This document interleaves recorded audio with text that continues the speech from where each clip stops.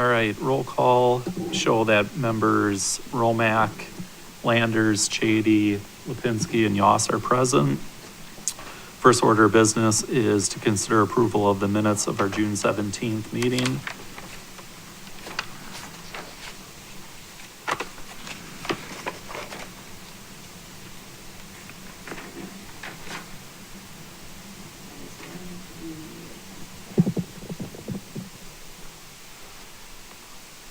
I think the only item I noted was under item 3, and I guess with Michelle here, it said that the adjustment, the 81,008, removed 1 room and 1 bath, and my memory seemed to think that the majority of the adjustment was for the finished basement.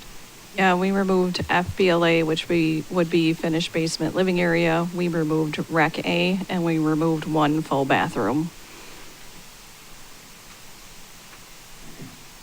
I guess with that, I would ask the clerk to make that change in the minutes. Noted. Other adjustments? Nope. No. I'll make a motion to approve the minutes as adjusted. Seconded? All in favor? Aye. Aye. Any opposed? That passes 5-0. Next item of business relates to the subpoenas. Can the assessor's office provide an update regarding the status of the open subpoenas since our Sure. last meeting? Sure, thank you. We have 3 outstanding parcels left. So we have Walmart Real Estate Business Trust and Sam's East Inc. at parcel 0217100097 and 0217100098 at 3800 and 3900 Deerfield Drive here in Janesville. So since the last meeting and the board giving a deadline of 6/20/25 at 4:30 for the additional items to be delivered, we did receive some additional items on the 8th. We already covered that. So we received some additional items on the 23rd, which would have been past the deadline, but I'll let the board decide what they want to do with that. We are still missing fixed asset listings for each Walmart and Sam's Club, and we are missing some additional lease information from Walmart and Sam's.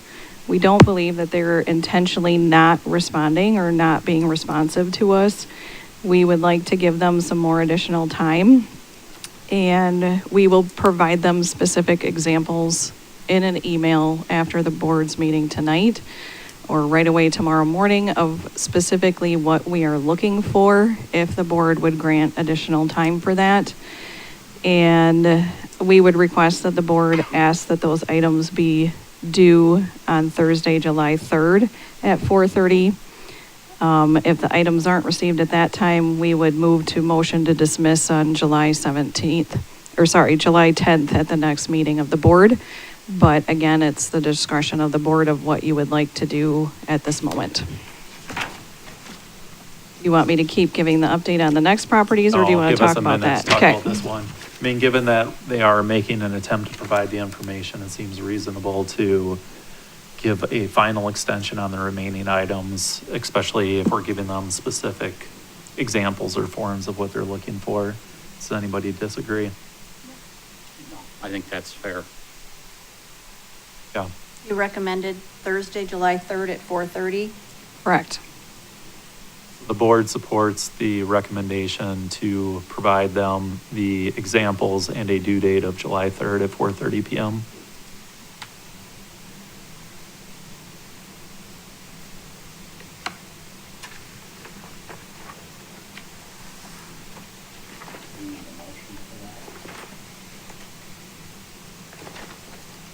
Yes, okay, I will make a motion that the board requests that the information be provided by July 3rd at 4:30 p.m.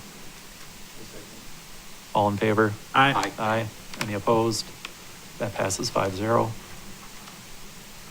All right, so the other remaining parcels are all under one ownership for 1 Parker Place. That subpoena was issued on June 10th of 25 for parcel number 01362000266, 01362000261 and 01362000240. The addresses are 1 Parker Place, 215 East Milwaukee Street, and 300 East Milwaukee Street. The cover letter and subpoena were hand-delivered to Nolan Law to Attorney Mike Davis's attention. On 6/10, the receptionist at Nolan, Katrina Wright, signed for those documents. And then we additionally followed up with the cover letter and subpoena were sent UPS to the property owner. And that was done on the 10th as well.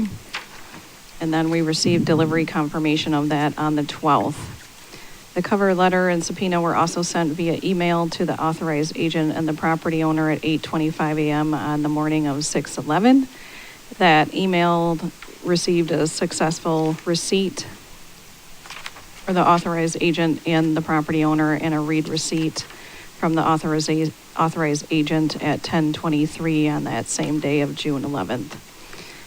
We received continued response and then final response to that subpoena on, I believe, the day before, but we had some issues opening the documents. We have not received or been able to review all of them fully yet, but we believe we received everything that was requested. So we believe that that is good to go and we'll work through the information. So do you want me to explain outcomes?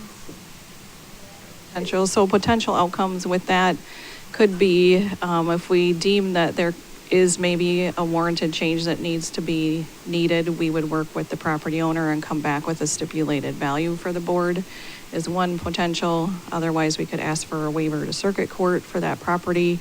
The board could waive the property to circuit court if they so desired, or if you wanted to have a hearing on that item, just like tonight, we could go over that information at the next meeting on the 10th.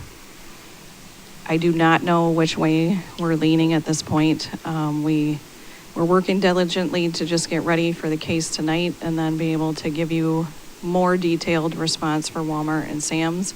So we just haven't had time to work through the 1 Parker Place documents yet.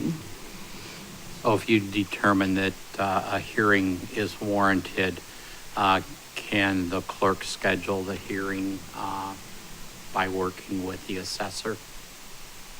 Or do we need to authorize it?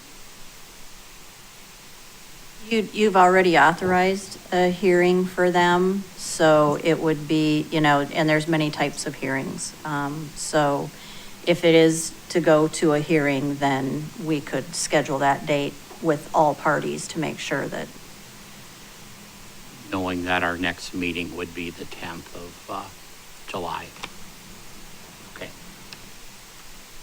We'll try to work through that diligently. That will be the next item on our list to work through. So we'll start working through those things tomorrow. And would the board prefer that we give the clerk an update as we work through that as to kind of where things are heading? Or would you, I guess, what would the board prefer? I guess that way the clerk could email us and provide the information to the board of review. Okay. Yeah, I'm more concerned about if we don't have the hearing on the 10th and then we have to go to a next date. I know I have Right. summer vacation plans coming up in that time frame. I think we'll have plenty of time. If we Yeah. start reviewing tomorrow, we should Okay. have a good idea, at least by even the end of this week, which way we're kind of leaning, and could provide an update at that time. Okay. Any other items regarding subpoenas? I don't have any. Thank you. Are there any requests for waivers that are on file with the city clerk treasurer office? I do not have any on file. I do not have any either. We still have the Walmart and Sam's Club who initially asked for waivers to circuit court, but we don't want the board to act on that yet. Okay. All right. Our next item of business is the hearing of the Grand Valley Hospitality located at 2400 Fulton Street. The procedure we will follow in this hearing will be substantially as follows. First, we will read pertinent portions of the objection form, and then you and the representative from the assessor's office will be sworn in by the board clerk. You will testify or make a statement as to the reasons for your objection and provide any evidence to support your objection. Members of the Board of Review and the assessor may ask you questions. The assessor will then testify as to the basis for their assessment. The Board of Review members may ask the assessor questions, and then you may ask the assessor any questions you wish. The hearing will then be closed. The Board of Review will deliberate in open session. You will receive a written notice via certified mail from the city as to the decision made by the Citizens Board of Review. You are reminded the assessment can be changed by the Board of Review only based on sworn oral testimony presented at this meeting and only in increments of $100 for real estate property. The value for this property is placed on the assessment roll by the city assessor, is presumed correct unless rebutted by sufficient evidence provided by the property owner showing that value to be incorrect. Do you have any questions regarding the process? No, I just want to reiterate to make sure I understand it correctly. So I present, I'm asked questions by the board and the assessor presents, she's asked questions by the board and me.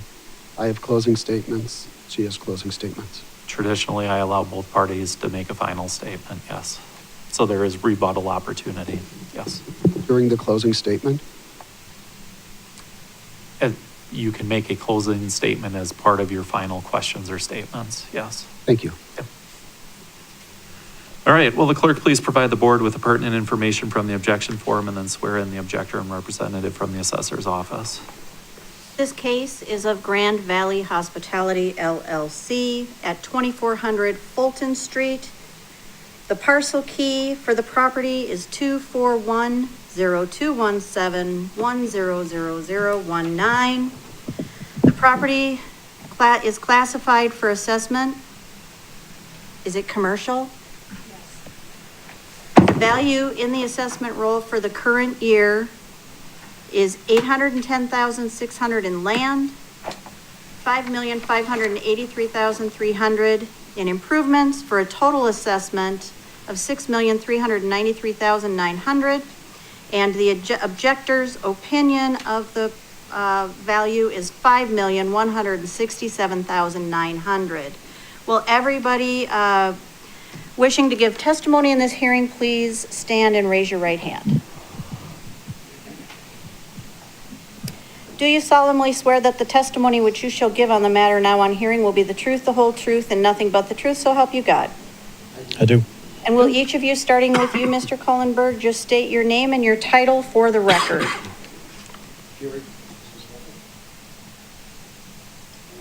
There you go. Should be on. I'm sorry, my name and title? Your name and title. Gary Kohlenberg, tax representative. Michelle Labby, City Assessor. Wade Hodgkinson, Deputy City Assessor. And do both parties stipulate that the oaths taken on the evidence presented in this case will be used in related to all of this objection? I don't So understand if the we don't question. finish this hearing tonight, if you're not sworn in this evidence presented, if it carries over, do you stipulate the oath taken is your oath? That you Yes. will? Okay, I do. Yes. thank you. Please remember that any documents that you want to present to the board are entered into the record as evidence labeled and will become the property of the city. I believe we have some in item 3 of our package. What you have in the packet is information that was originally presented with the objection that was given when it was presented as a completed objection. Do you have additional items you wish to share with us today? I do. Okay, the clerk will take those.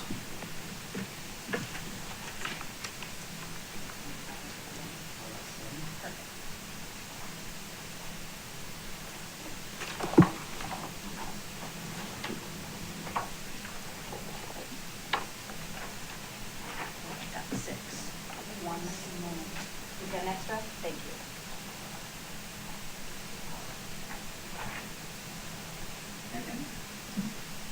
You may proceed with your testimony. Mr. Kohlenberg, before we do that, the document presented here is Exhibit 0624-0. Go ahead when you're ready. Thank you. Thank you, members of the board. Thank you, Mr. Chairman. Before I begin, I just need one more item of clarification.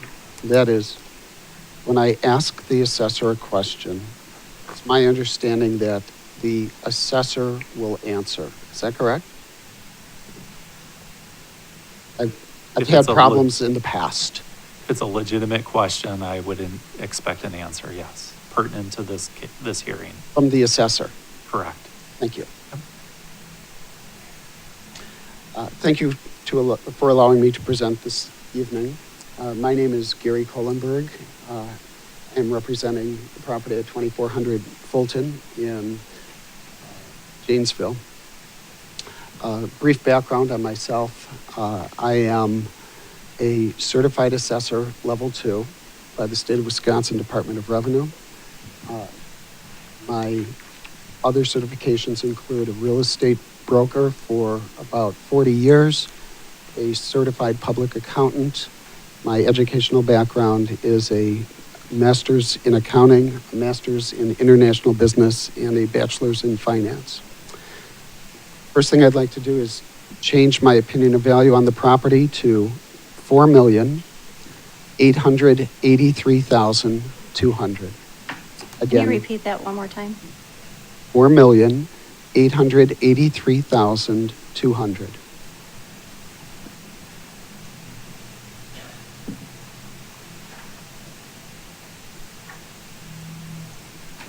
Okay, so I handed out a packet of information, and some of this you may have seen, but it's been enhanced with some additional information and rearranged a little bit, so I would encourage you to focus on what I handed out rather than what I had emailed prior. So in the establishment of value, the assessor's manual has 3 tiers. Tier 1 is the recent sale of the subject property in an arm's length transaction. This is the Markarian hierarchy. That didn't happen. Tier 2 is to use comparable sales, and I do have comps. Mr. Kohlenberg didn't bring enough copies, and so I wonder if we could just take a short I break. have another copy. So Right here. I have another copy right here. Is the deputy assessor making copies right now? Could we wait 1 minute till he comes back with those copies? Sure. Hopefully he'll bring one for the city attorney as well. There you go.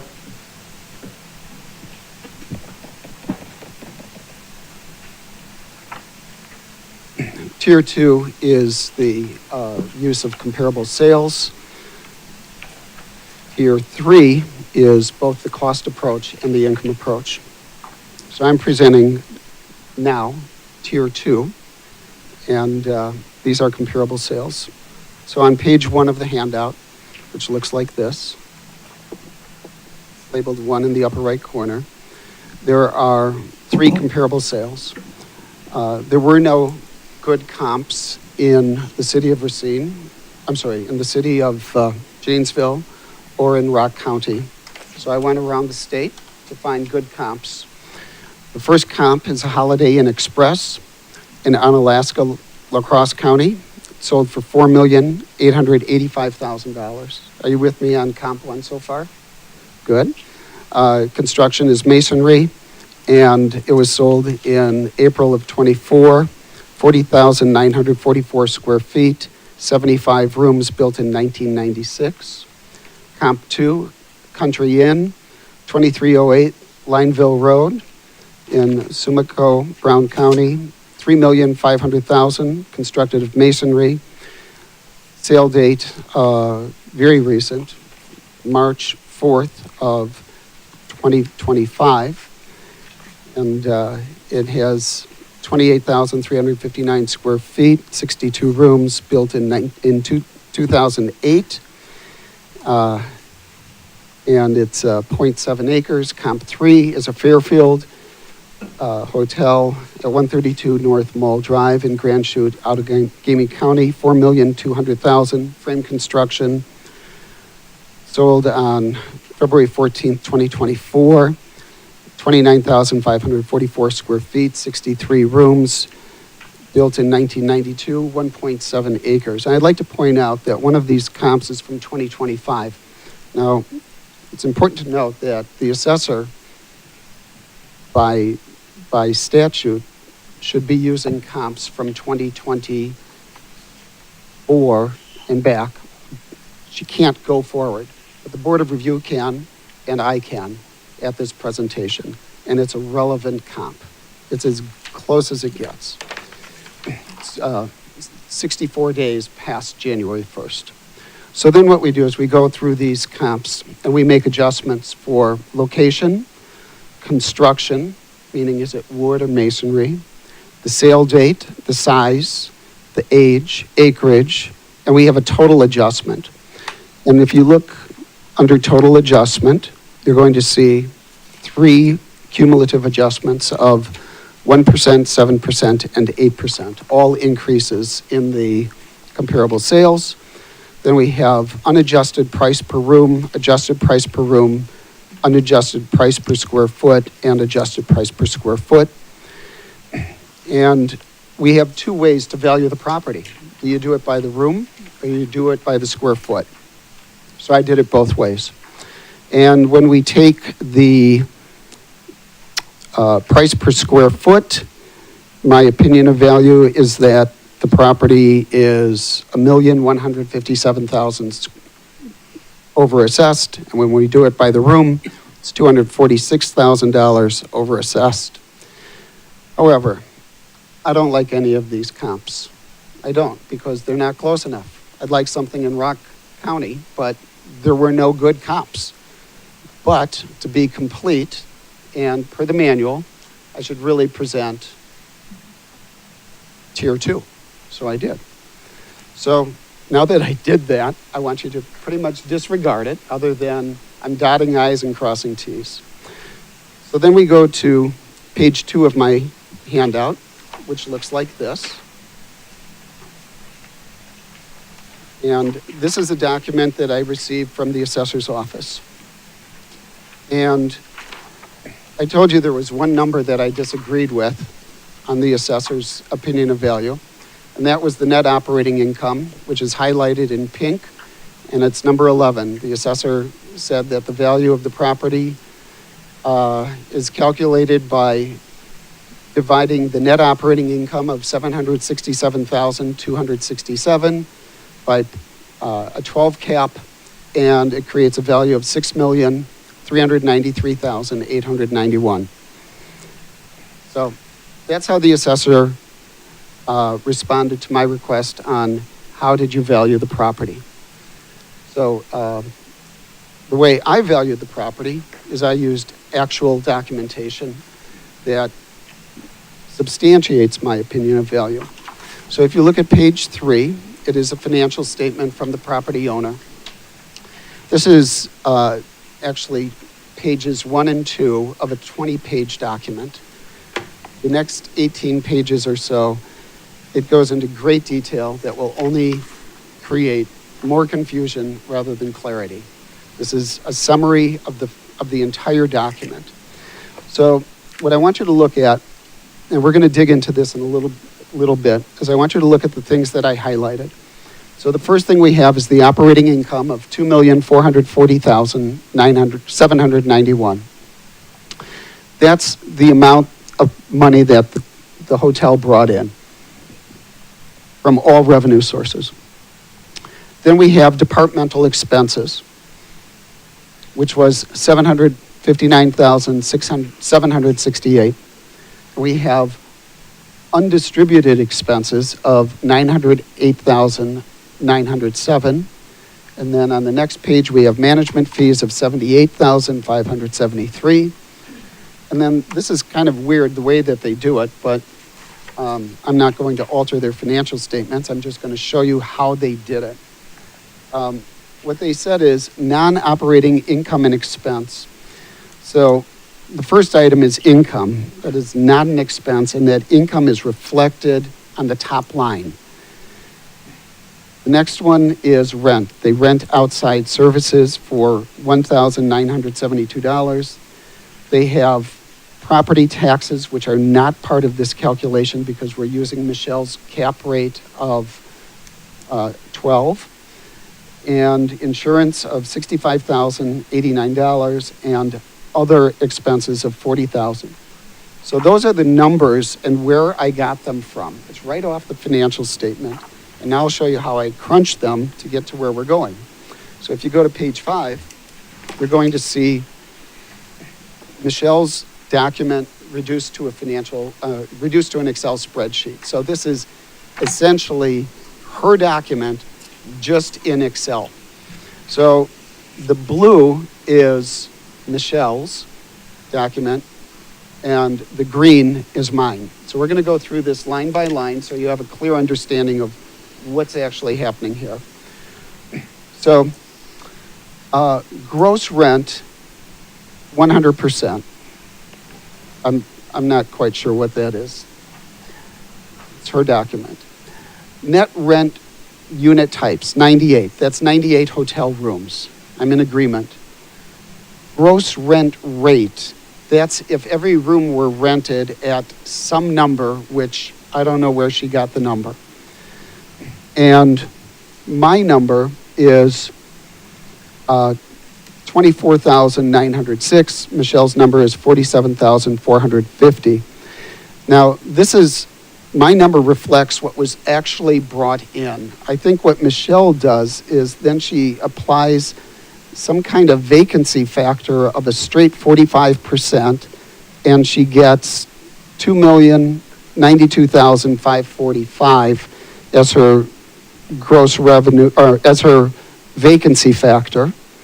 And then we have other income of 0, which I agree with, and the effective gross income of $2,557,555. Mine is $2,440,791. Now mine is right off the financial statement. I'm not sure how she gets hers. Her operating expense is a straight 70% calculation. Don't know where that came from. She comes up with expenses of $1,790,289. Mine is right off the financial statements, very precise. 75.992% of the total operating revenue, and I have expenses of $1,854,803. There's no NOI adjustment.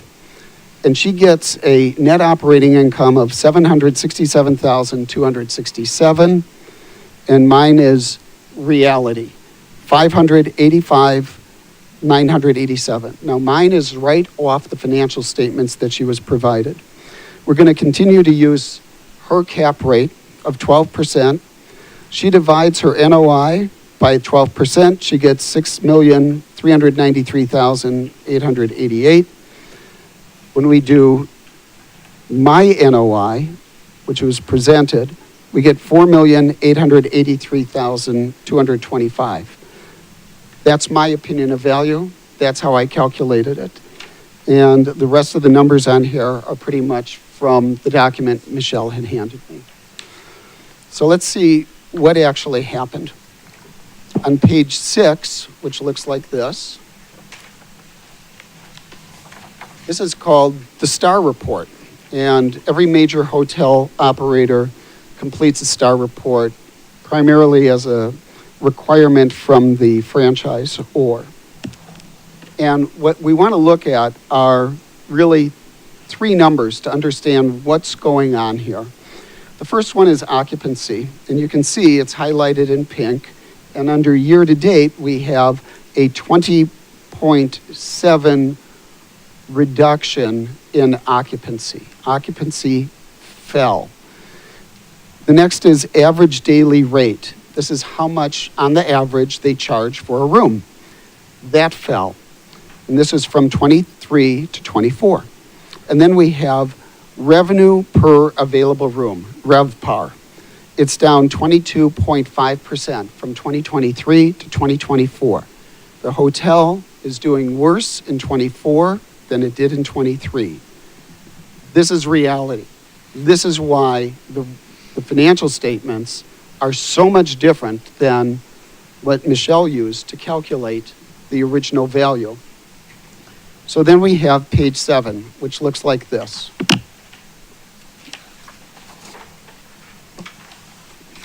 So, when you look at the STAR report, the occupancy year-to-date for '24 was 57%. In '23, it was 72%. Average daily rate was about the same. It was 120, and now it's 117. And the revenue per available room down $20 per room for a whole year. It crashed. The income statement, how does it look? Revenues crashed from 3.1 to 2.4. Department expenses, about the same. So what really happened here? Revenue down, expenses the same. And the gross operating profit, it crashed about half. So, what happened if we take a 3-year average of, just a moment.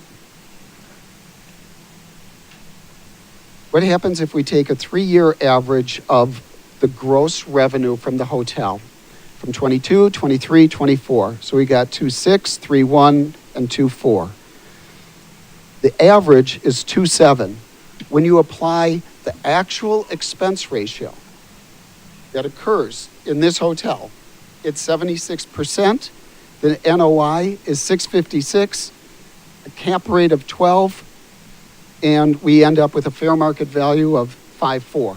Substantially more than I'm asking, but substantially less than the assessor says it's worth. But let's talk about what a buyer would actually do. So let's go back for a moment to the comp sales. Even if there were good comp sales in Rock County, it wouldn't make much difference because I represent hundreds of hotels, thousands of hotel rooms, and I talk to my clients on a very regular basis. And I have never, in 15 years, had any of them say to me, gee whiz, Gary, when I buy a hotel, I look down the block and see what Bob paid per room or how much he paid per square foot. Nobody's ever said that to me because it's make-believe. Nobody buys a $5 million hotel or a $4 million hotel based on a price per room. It's a litmus test. What they do is they look at the financial statements and they say, what kind of return on investment do I want? I agree with Michelle. 12 cap is fine, okay?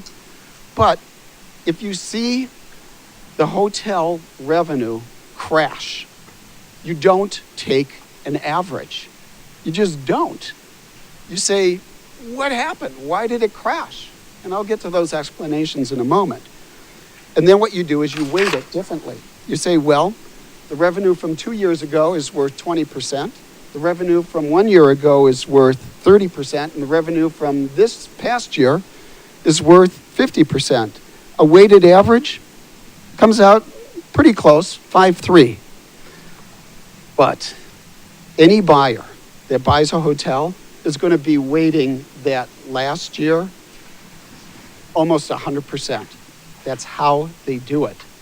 And that's what happens when you apply a 12 cap using reality expenses to reality revenue. You get 4.8. So, there are two main reasons that revenues are down. The first is the competition. 2 new guys came to town. One is called Town Place, and the other is called True. So now my guy is competing with brand new hotels. His hotel, it's decades old. Given the choice, many people prefer a newer hotel and they transition to the competition. These hotels that popped up, they're new, and it's taking a bite out of my guy's income. In particular, Blaine's was a major client of my client, was a major customer of my client for decades, and they are transitioning to the new hotels. Additionally, True is within the Hilton network. Many people use the Hilton website to book, where they will see, when you plug in Hilton and Janesville, you'll see the True hotel. Additionally, the Hilton network accepts Hilton points that could have been used at my guy's hotel, but now they're using at True, which creates competition between these two hotels within the Hilton network. So the number one reason that they're falling is because we got new competition. The next reason, there is the reconstruction of the highway. So it was terrible when the reconstruction was going on, but the end result is that there is now an elevated berm right at the intersection, and it has a major impact on the visibility and accessibility of the hotel. In the past, the intersection was at ground level. These two factors, competition and the berm, creating a complication for exit and visibility, have had a major impact on my client's business.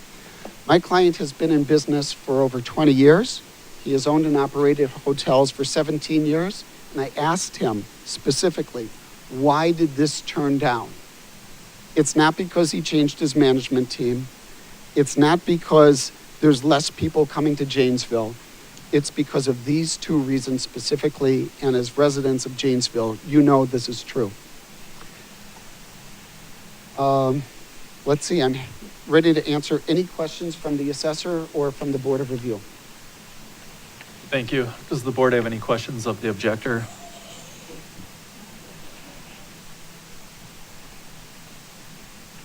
Does the assessor have any questions of the objector? I have a few questions, and I'll be asking on behalf of the assessor's office. Is this on? Well, She was not sworn in, correct? She, Yeah. she represents the assessor. Okay. So she can ask questions on her behalf. She's not answering Okay. questions under oath. Thank you. So the same as any attorney in this forum. Okay. Now, the materials that you handed out tonight, none of this was included in the,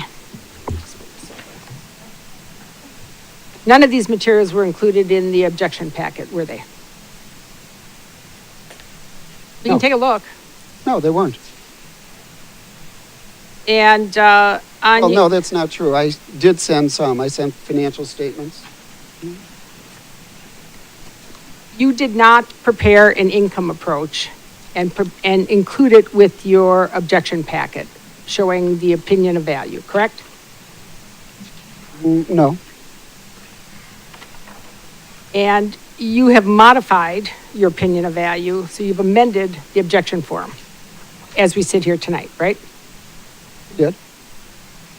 Members of the board, you don't have to take up this issue now, but I would suggest that this objection form, as amended, is late, and that he should have to show reasonable cause for submitting a new objection form with a new value and with new information that was not included. None of this analysis, there was no sales comparison approach, and his basis for the opinion was an income approach, but he did not include an income approach, and so it's an amended objection form, and it's late. It was due 48 hours before the first meeting of the board, Excuse me, what's your question? and I'm making a statement to the board, But no, this is the time to ask me a question. and I'll get to that.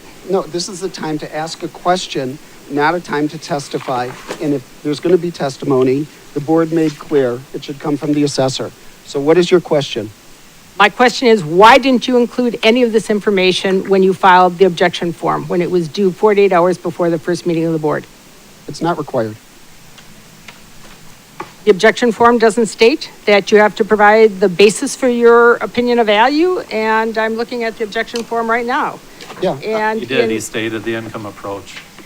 I did state it. Everything that you need was submitted, which was the raw financial data.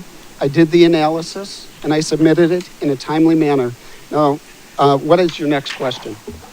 You did not include a sales What comparison is your approach. question? My question is, did you include a sales comparison approach? I did not. I don't have to.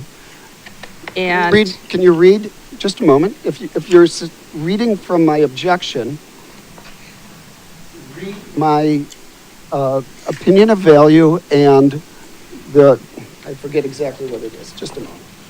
If you're going to use that, I need to know that the board hears everything that you're objecting to. Just a moment.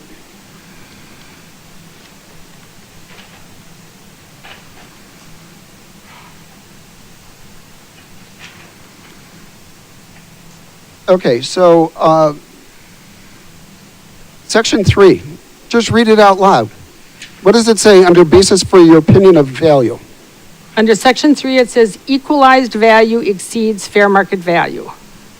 Okay? And And then- what's right next to it where I asked, basis for your opinion of assessed value? What does it say? It says income approach, supporting documentation to follow under separate cover. Yeah. And That. All right, so, And- what is and- your next question?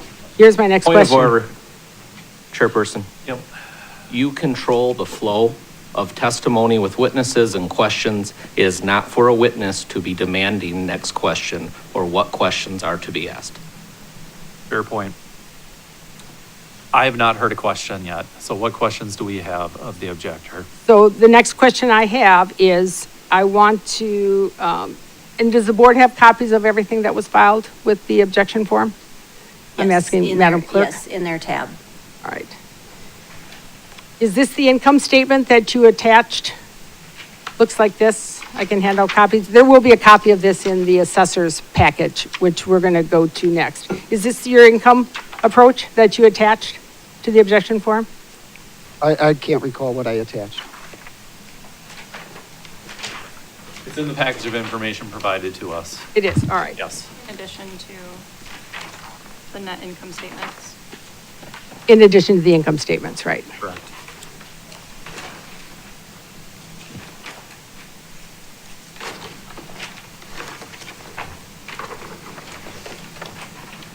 So in your, just going through your packet tonight, what were the sale prices per unit of the 3 comparable sales that you addressed on page 1?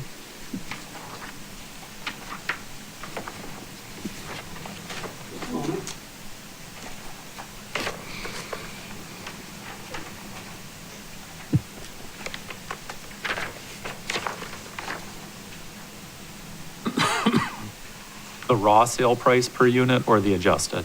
The beginning sale price per unit. Okay, so for comp 1, 65,133, comp 2, 56,452, comp 3, 66,666. All right. Now, you mentioned that you as the objector and the board can consider sales that have occurred after the valuation date, but the assessor cannot? When the assessor is preparing their opinion of value for the property, they must use sales prior to January 1st of the subject year. What's the basis for that opinion? The Board of, well, that's the assessment manual. So if you want, you can present sales after the date to the board, but you can't use it as an opinion of value when creating the value before you approach the board. Are you familiar with the Rosen case versus City of Milwaukee, where the Supreme Court said just the opposite? Enlighten me.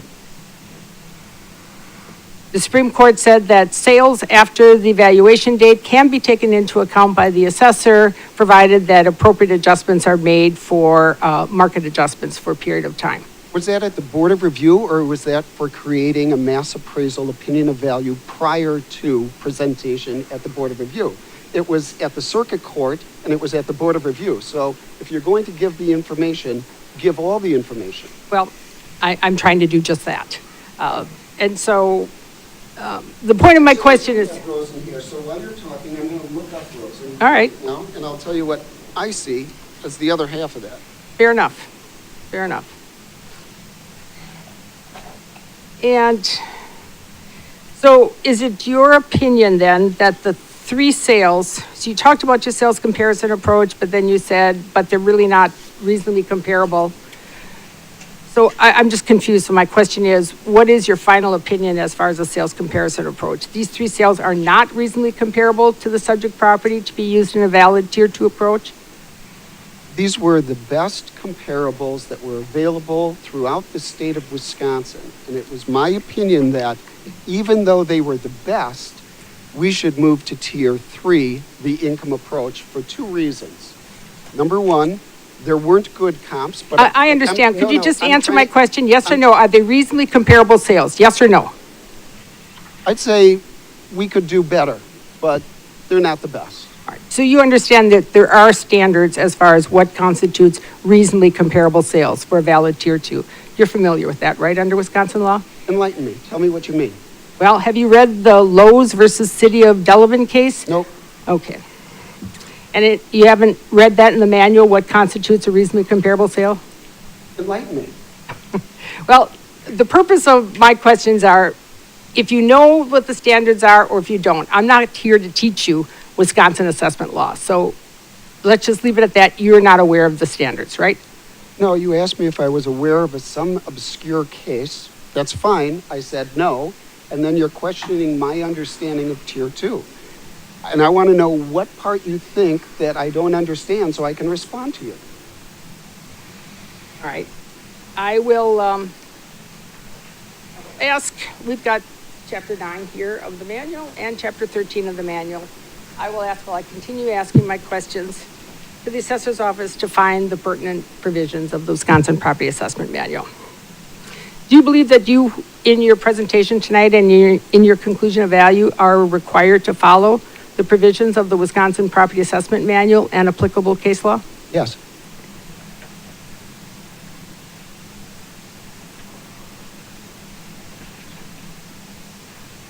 Are you familiar with the concept of stabilized income? I am. What is your understanding?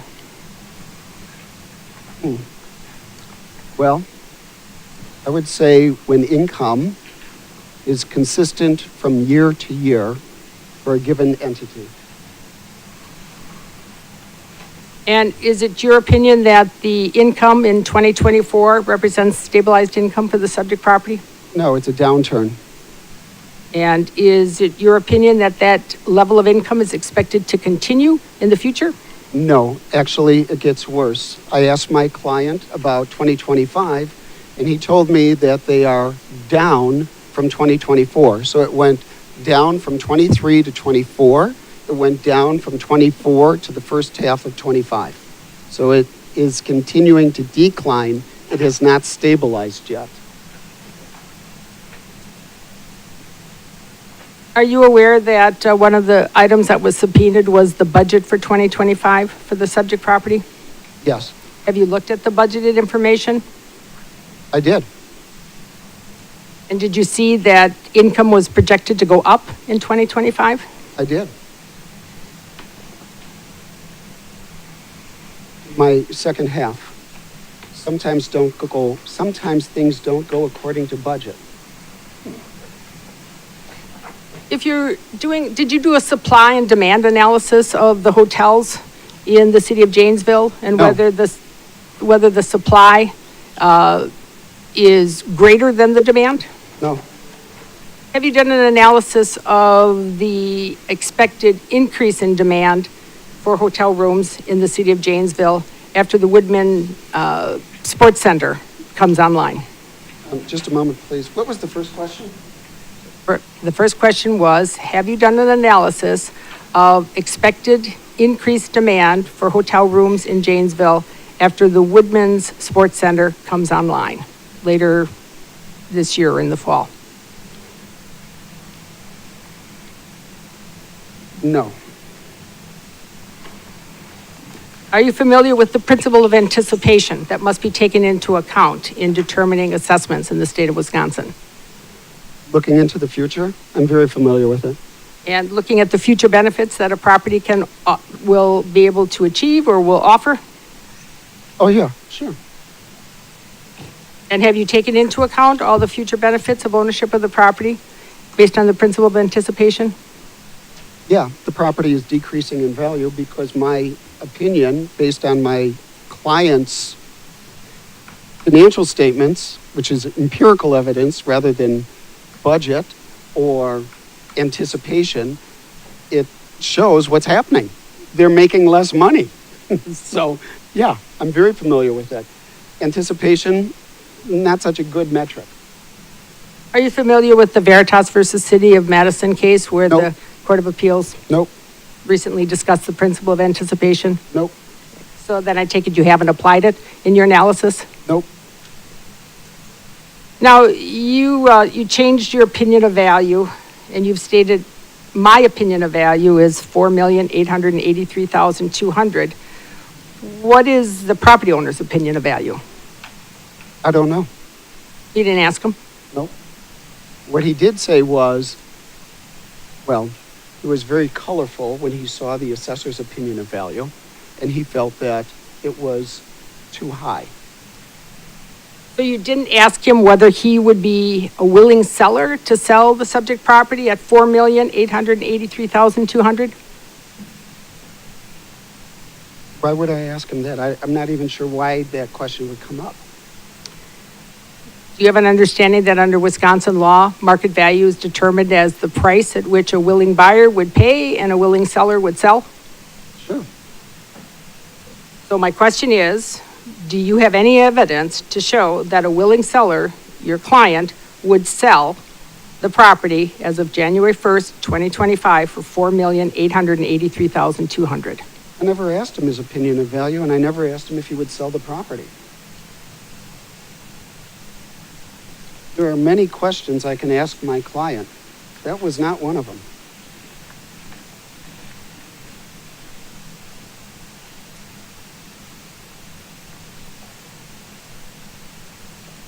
Now, you've accepted the assessor's cap rate.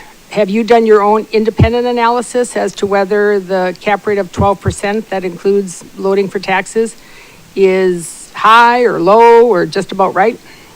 I do a lot of hotels. I think the assessor's cap rate is right around market. I'm in agreement with the assessor. I'm not going to argue with her on that.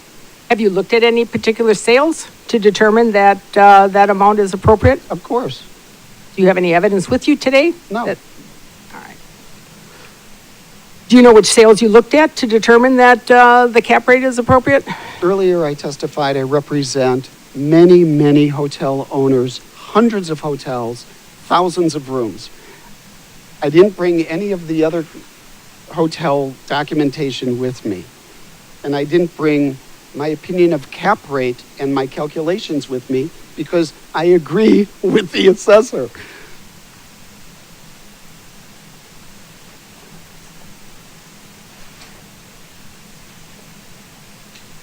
Now, you mentioned that in 2024, the reality information you're looking at, it crashed. And you attributed it to two things: increased competition, right? Do you recall that testimony? Sure. And you mentioned that the Hilton True came online, and that was one of the factors. And then you also referenced Towns Place. Yes? Are you aware that Towns Place came online in 2019? This is evidence that I collected from my client. I don't know what date Town came online. I know that True is their primary competitor. And maybe you can help me, or does anybody know what date True came online? Well, I get to ask the questions right now. Go ahead. And are you aware, so is it your opinion then that in analysis of supply and demand, as far as the hotel market in Janesville, that it's oversaturated? I didn't say that.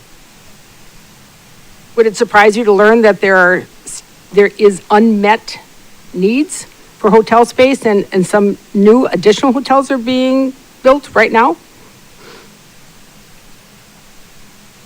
I don't know about that. Should an appraiser who's doing evaluation have an understanding of supply and demand in determining highest and best use of a property? Sure, that would make sense. Is it your opinion that the highest and best use of the subject property is continued use as a hotel? Probably.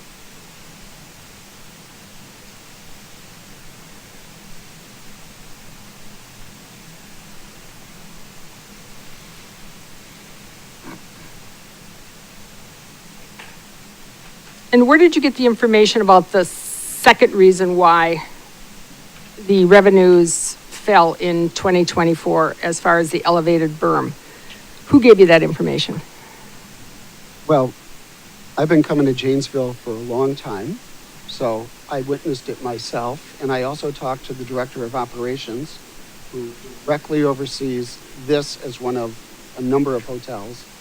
And she told me that visibility and access has had a direct impact on this property.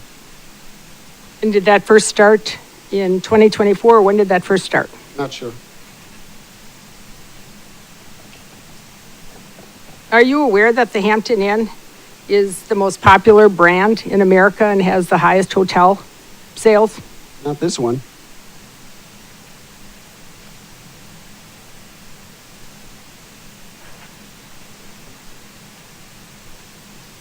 Why did you exclude, when you went through the reality income, you used all of the actual income and expenses except for you excluded an income item of $34,161. Why did you exclude that? Did you add up the column? No, I'm just wondering, you don't have it circled in pink, so, and you went quickly, so maybe you didn't exclude it. Oh, wait, add up the column, and you'll see that when you add up the column, they have to actually subtract the income. Otherwise, it doesn't add up. Okay, but did you use that actual number then? Did you use 40,494?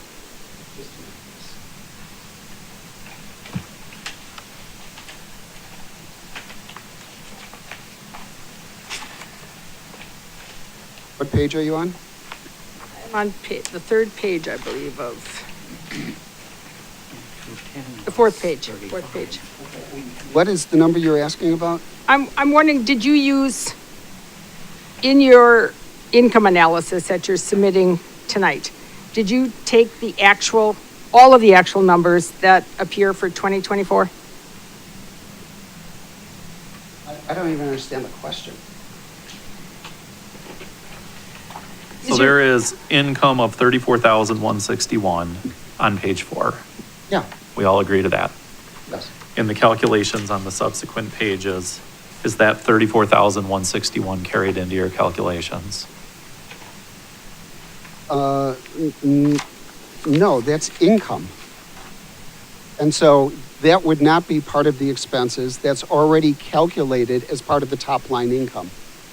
So that is part of the 2,440,000? Yeah, It and is I asked, already included in that number. and I asked the CPA about it, and like on page 18 or something, that number is buried. So that's already in the top line, which I already testified.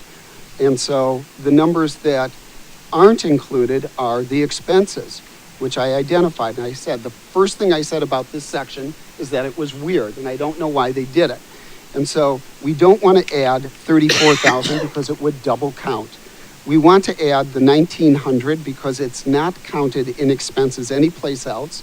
We want to exclude property taxes because it's a loaded cap rate. We want to include insurance of 65, and we want to include other. That was the very first thing I said when I got to those numbers. On page 4 of that schedule, is the 41,015 an accurate number, or is that an inaccurate number because it includes additional income of 34,161 that's double counted? Ask that again? Is the 41,015 number accurate? Where's 41,000? It is the net income listed under the year-to-date column. Ed, if I may, just as a quick point, if you do the math, if you add 34,161 and then subtract 1972, subtract 110,372, subtract 65,089, Yep. subtract 44,94, you get 183,765. So that income is its own line item. It's not already included in the top line income. That's what I'm getting at, which Right. would be evidenced by the fact that it's going to continue to foot down to the bottom in the 41,000. Right, he's omitting the it 34,000 erroneously. Of Yeah, income. yeah. That's where I was going. Okay, hold on. I think he's trying to say that for the page 5, that's accounted for, is that correct? So, This is their report on pages 3 and 4, and he was disagreeing with the way that they lay it out. But he took the numbers separately, if I'm understanding correctly. so the 34,161 is already included in the top line of revenue. And it's buried in the financial statements on like page 18. If it's included in the top row of the 2,440,000, it's coming into this calculation again, and the 41,015 is adding that number in on top of the 2,440,000. I'm not sure where you're getting this 41,000 from. Where is that? 41,015 is the net income. It is the final number Oh, in the year-to-date calculation. yeah, you shouldn't be using that number. That was my question. I No. was asking if that was a good number. No, it's a bad number because Thank it you. includes things that should not be in there. But this is how the client looks at their financial statements. So every client does everything different. And so I'm not going to question their financial statements. I'm just trying to understand them. And so the 34,000 is included in income. The 1972, the 65, and the 40 must be added to expenses when calculating NOI.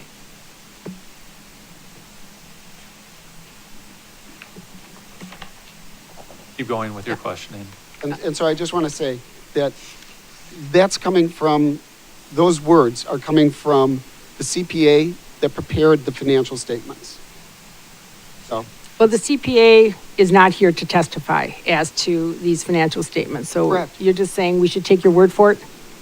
no, you don't have to believe me.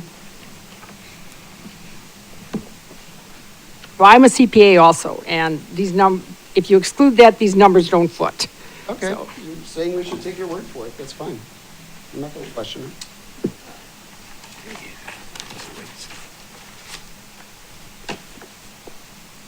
Does the board have any questions? I don't have any further questions. Does the board have any questions of the objector? I've got one last question. On the property valuation worksheet, page 1, location factor, you have them all at 10%. Just kind of curious about how we got to that 10% for the location factor. Sure. So,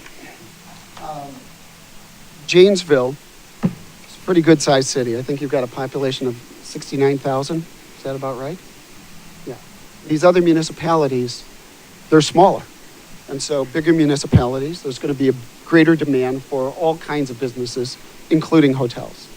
And so what happens is, as demand drives supply, because that's what's going to happen, more people, more demand for hotels, these other municipalities will increase the number of hotels that they have, right?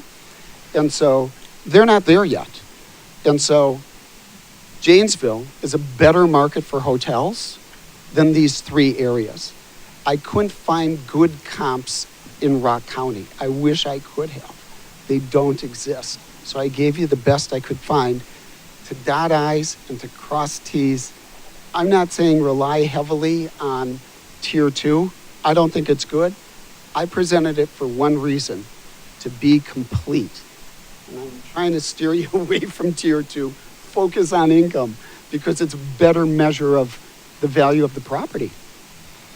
The properties in your tier 2, or in your recent sales comparison grid, are they arm's length transactions? Do you have the details behind them to support them? I do. So every one of these was considered a usable sale. So I found other properties that were way better.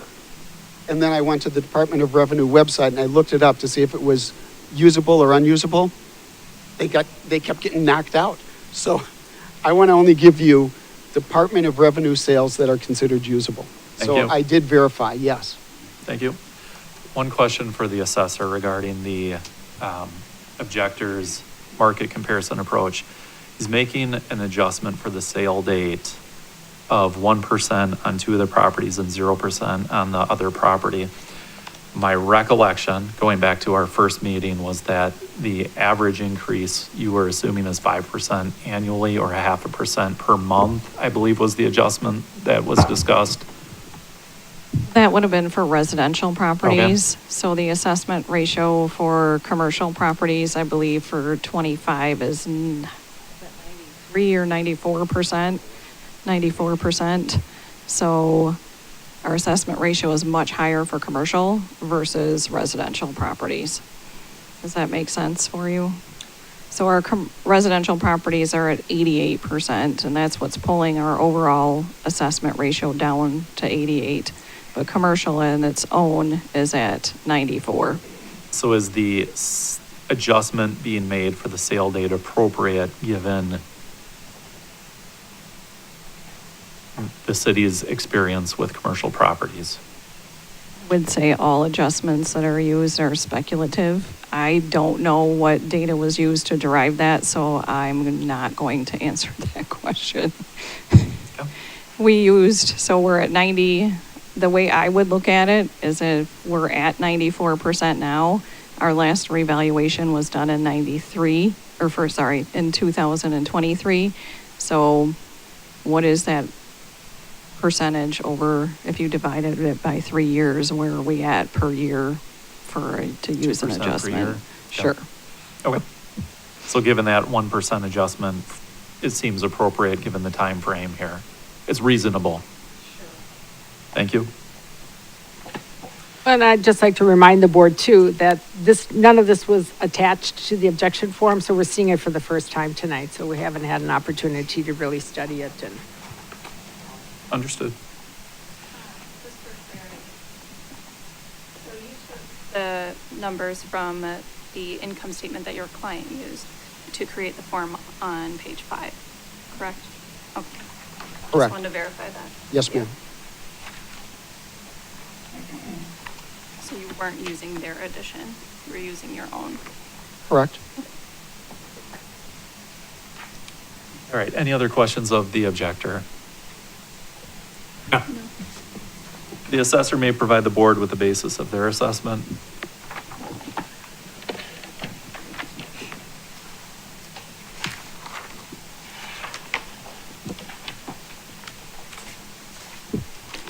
As Wade is taking that up, I will just let the board know out of the gate, we did not give you everything that the subpoena, all the documents that the subpoena returned to us. You do not have copies of all those, but you have summary information. We wanted to keep the confidentiality as best we could with those documents, but still be able to give you a good amount of information. So with that, I will carry on. We will have 3 pieces of our testimony tonight. I will start with the first piece and take you through. Madam Assessor, sorry. let me mark this Yep. in as an exhibit. This will be 0624-A. Go ahead. Thank you. Thank you. So I'll go through the first part of the packet, then I will turn it over to Wade to do some more of the analysis of the information received and our information. And then I'll turn it over to Attorney Seibel to talk about facts related to current Wisconsin law and the property assessment manual. So if Attorney Seibel is going to be providing information, does she need to be sworn in?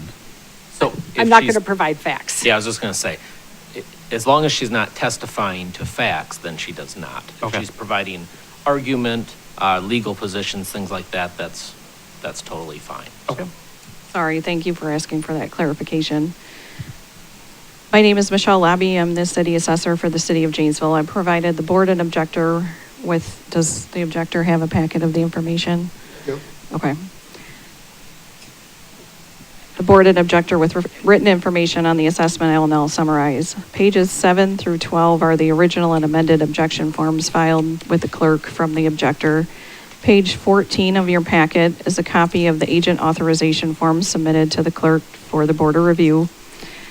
2025 notices of assessment change were mailed out on April 22nd of 2025. Additionally, the 2025 assessment roll and assessor property data and mapping sections of the website were updated with 2025 assessed values and corresponding data on April 22nd of 2025. Pages 142 to 146 contain the open book and board of review public notices that were published on April 22nd, April 24th, and May 14th. On pages 20 to 21, titled 2025 Board of Review Hearing, Section 1 lists the names of assessment staff involved in the valuation of commercial class properties. I began employment with the city on May 20th of 2008. I am certified as an assessor 2 and 3 by the Wisconsin Department of Revenue, and I am current with all required continuing education. I've been working with real estate for 27 years and serving as the city assessor for the last 8. Wade Hodgkinson will also be testifying today, and he began employment with the city on June 26th of 2023. He is also certified as an assessor 2 and 3 with the Wisconsin Department of Revenue and is current with all required continuing education.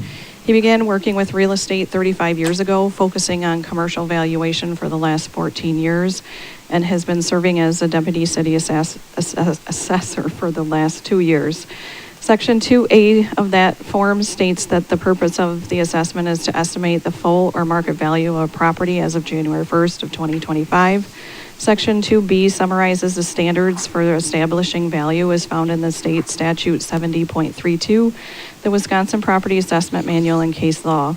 The valuation hierarchy is Tier 1, an arm's length sale of the subject, if that sale is consistent with the characteristics of an arm's length sale of reasonably comparable properties, or Tier 2, based on the comparison to properly adjusted arm's length sales of reasonably comparable properties, or Tier 3, all other accepted techniques, primarily the cost and income methods. Section 2C contains a definition of an arm's length sale.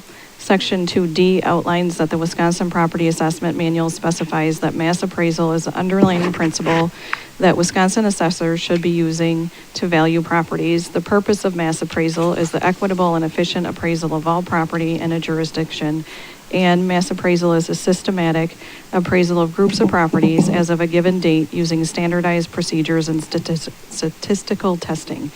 Section 2E outlines that for 2025, we completed a maintenance mass appraisal of the subject property, as that was a service level funded by City Council.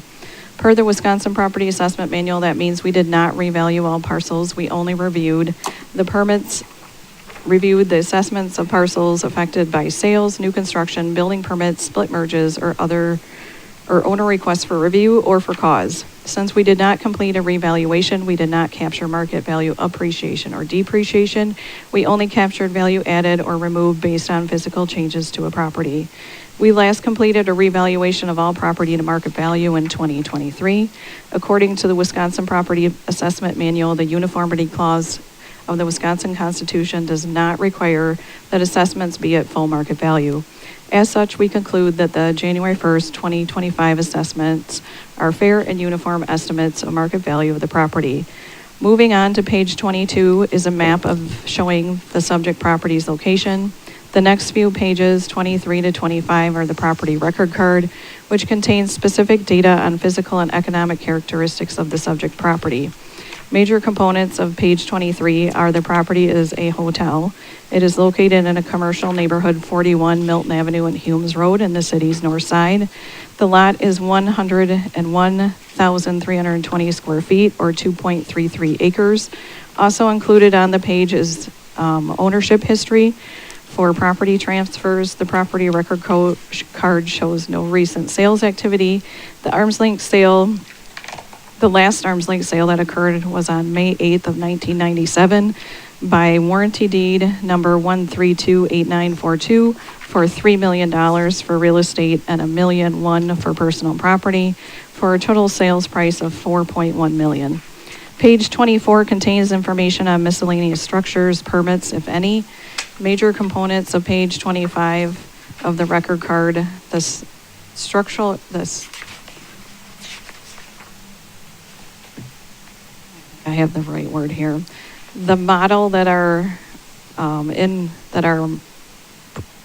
cost and income methods are using is Model 11, apartments, clubs, hotels, and submodel code 595 hotel for limited service property. It contains 44,080 square feet and contains 98 hotel rooms. It was built in 1997 and has an effective year built of 2000, which reflects the remodeling completed since the initial construction. It is a construction and quality grade average property. Its overall condition, desirability, and utility, or CDU, is good. The property was last inspected by our office on December 17th for the remodel of the property at that time. There was a 2025 open book appointment with the property owner. No valuation change was given during that open book process. No income and expense information was received for the subject property until the 2025 open book process.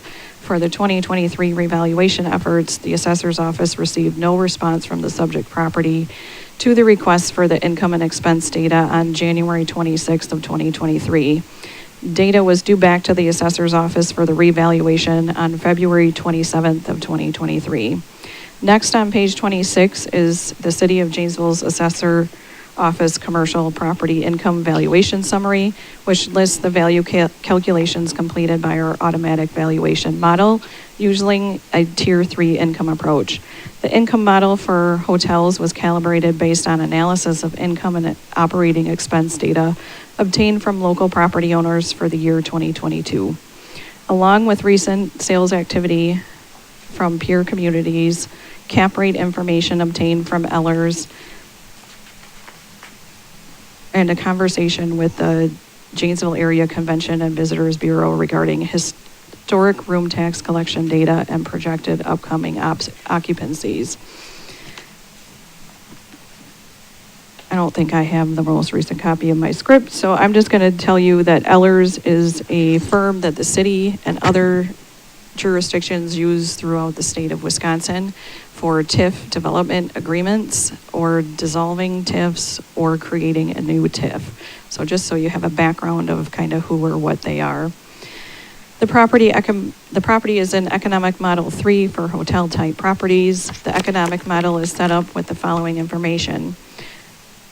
Rate $47,450 per room annually, or that translates into $130 per night. Room rate, which can be calculated by taking the annual rate divided by 365 days in a year. The vacancy percentage is at 45%. The expenses are at 70%, and the cap rate is at 12%. The income valuation for this property breaks down as follows. Step 1 is to take the unit, which is 98 rooms, multiplied by the rate, which is the 130, to get to the 47,450, to get to a projected gross income, or a PGI, shown as a gross rent amount on the sheet with the income summary. The next step is to factor in any quality adjustment. This property has no quality adjustment. From there, the vacancy and loss percentage of 45 is subtracted from the PGI to get to an effective gross income, or EGI, of $2,557,555. Then the expenses, which are at 70%, are subtracted from the EGI to get to a net operating income, or NOI, of $767,267. The NOI is then divided by the cap rate, which is 12%, to get to the total value of $6,393,900. The land model was calibrated based on analysis of local land sales. That means they are tier 2 values based on rates derived from analysis of arm's length sales. As such, our mass appraisal efforts have focused on the cost and income approaches to value, which are tier 3 values. Reconciling the cost and income approaches to a value of $6,939,000 or $65,244 per room based on the income approach is the best uniform mass appraisal estimate of market value for the property as of January 1st of 2025. Page 27 is a printout of the subject property's value from the 2025 assessment roll, submitted to the City of Janesville Clerk Treasurer's Office on 5/28/25 and delivered to the board on 5/29/25.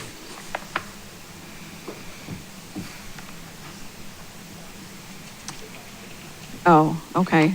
I need to restate the assessed value. So the assessed value is 6,393,900 or 65,244 per room.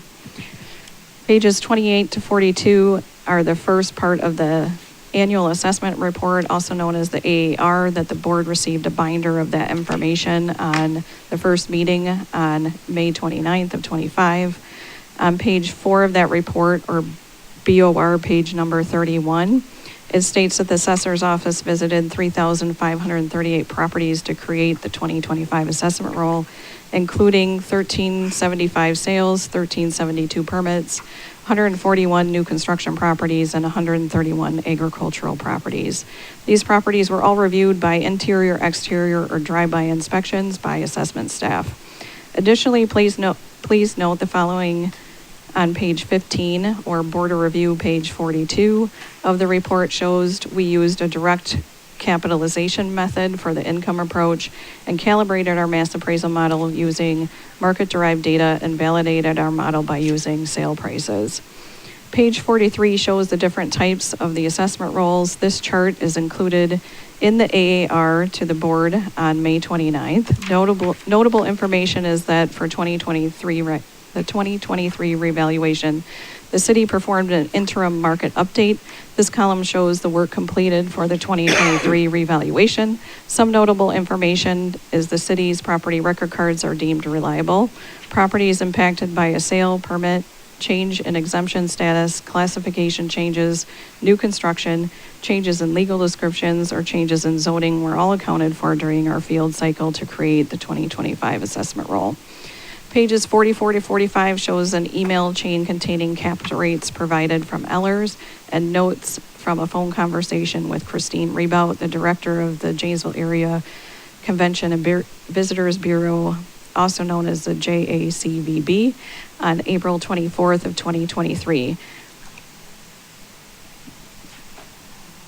The information provided from Ellers and from JACVB is market data that was used to create our income model for hotel-type properties. Page 46 is a summary information of the Janesville Area Convention and Visitor Bureau's information regarding historical data by month and also includes 2025 budgeted and actual data for hotel properties. We had this information updated from what we originally received back in 2023. Page 47 is a copy of State Statute 7047-8I, which states the assessor has the presumption of correctness, and 70.479A, which states that in part, the board shall determine if the assessment is correct and that the board can raise or lower the assessment accordingly. Pages 48 to 47 is the Court of Appeals decision of the Veritas Village LLC versus the City of Madison case. Pages 77 to 115 is the Court of Appeals decision, the Lowe's Home Center LLC versus the City of Wauwatosa. Notable information from the Lowe's case is as follows. Paragraph 16 on BOR page 83 states that the property shall be valued by the assessor in the manner specified in the Wisconsin Property Assessment Manual from actual view or from the best information that this assessor can practically obtain, and full value which could be ordinarily be obtained thereof at private sale. Wisconsin State Statute 70.32 Paragraph 18 on the border review, page 84, states that per the Wisconsin Property Assessment Manual, Chapter 4, the assessments fall into a broad category of maintenance and revaluation. See border review, page 31, is that chart that explains the different types of assessments. Paragraph 19 on the border review, page 85, states in part that following the open book period, the assessor submits the roll and other affidavits stating that among other things, the valuation of real property for present year have been made with the best information available using professionally accepted appraisal practices per the Wisconsin Property Assessment Manual, Chapter 419, or pages 419 and Chapter 4, State Statutes 70.45 and Statute 70.49 (1) and 70.50. In summary, there is not a Tier 1 arm's length sale of the subject property. We will be providing the board with recent sale activity and the property owner's income and expense data to support our Tier 3 mass appraisal income. A search of capitalization rates of the sales of hotels in Wisconsin market was conducted to determine the cap rates used in the comparable sales of completed transactions. This search was completed in connection with the 2023 revaluation income model used to assess all hotels in Janesville. Consistent with the property assessment manual, we completed a Tier 3 mass appraisal utilizing the income approach that was based on the market revenue rates and expenses.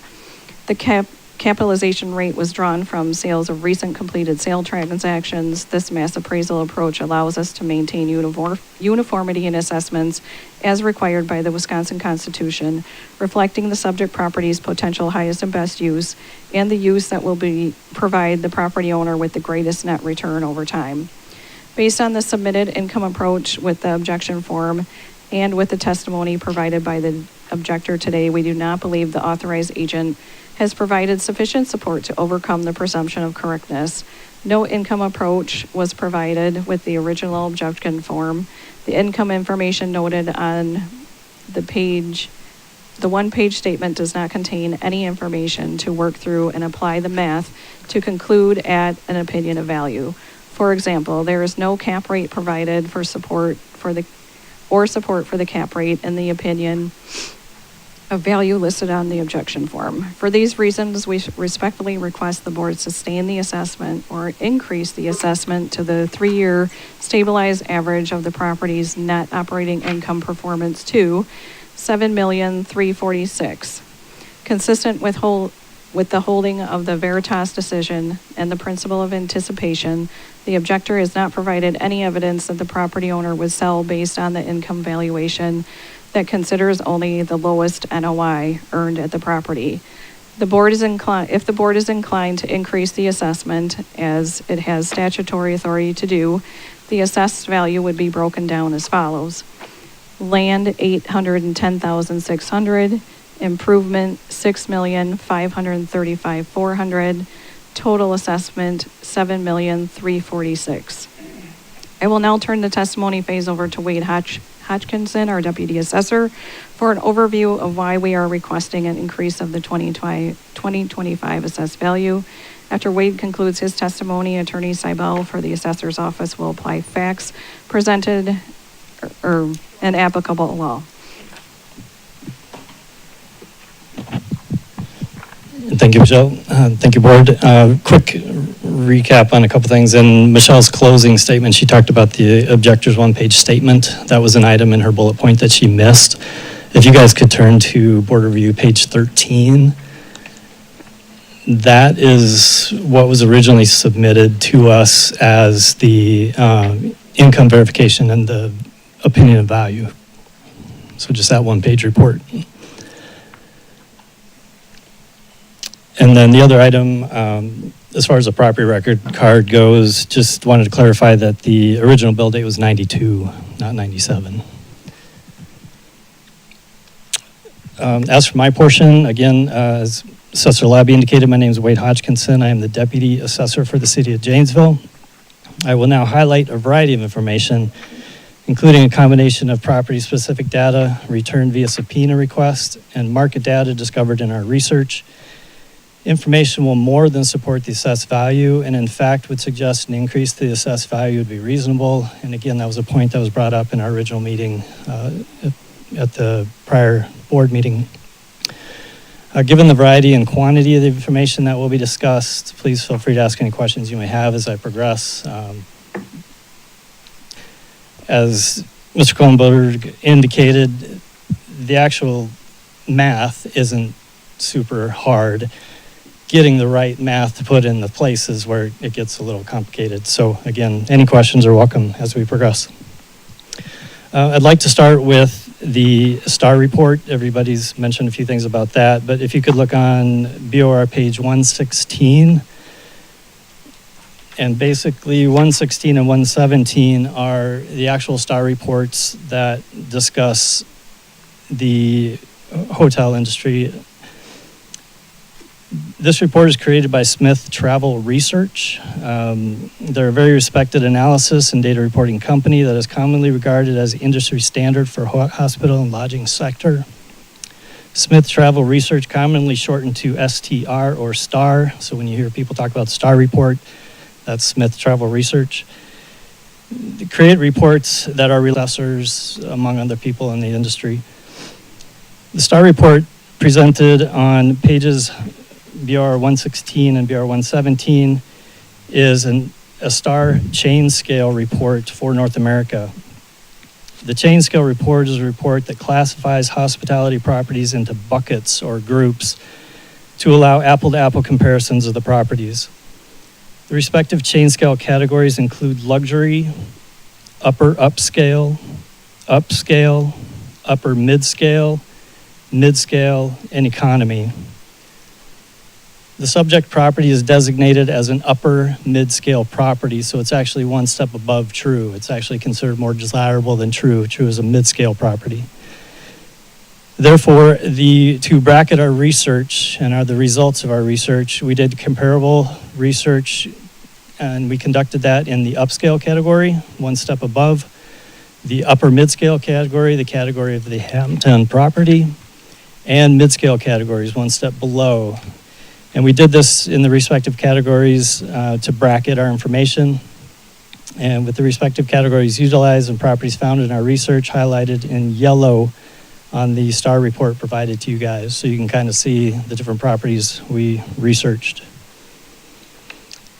And as a point of note, Board Review page 118, this is actually the first page of the report. I just included an unhighlighted copy just so you can kind of get a general idea for reference how traditionally a report would come available to people. Once comparable data was selected, it was entered into a comparison grid to allow analysis of the information. So if you could please look at BOR page 119, that's going to be our comparison grid of sales. And Mr. Kohlenberg was absolutely correct. There aren't a lot of sales here in Rock County or Janesville specifically, because it's a very desirable market and people aren't selling. People are actually looking to build. And as noted, the subject property is designated as upper mid-scale. And again, therefore, to bracket our results, we looked at multiple scales. So the comparison grid will highlight the property location, the brand, the chain scale, the sale date, purchase price, room count, and sale price per room. The data is further divided into chain scale to get that apple-to-apple comparison, and then the average for each chain scale is provided at the bottom of the respective chain scale category. We further provided an overall average, a minimum and a maximum for the entire data set it's provided at the bottom of the grid, just to get a general idea of the data as a whole. As can be seen, the price per unit for the respective chain scales fall in line with what you would expect. Higher properties producing a higher average sale price per room, and that being higher than the lower properties who fall at the lower end of the scale. As can also be seen, there's a very attractive market for upper mid-scale properties, with the market data suggesting a reasonable valuation for the subject property in the range of $80,500 per room on a price per room basis. Thus, at $80,500 per room for the 98 rooms at the subject property, the data would suggest reasonable market value for the subject property would be in the range of $7,889 via the sales comparison approach, well above the current assessed value of $6,393,900. As a point of note, these are not adjusted. These are more usable for a unit of comparison, but the scale of the data included here kind of weighs out some of the highs and lows, which makes that 80,500 a very reasonable number. For the sake of space, as Michelle mentioned before, this is my research in the sales. We didn't include them in your packet because there's almost 100 pages here. But this is all the data that I went through to put this grid together. So we did pretty exhaustive search of what we thought would be comparable.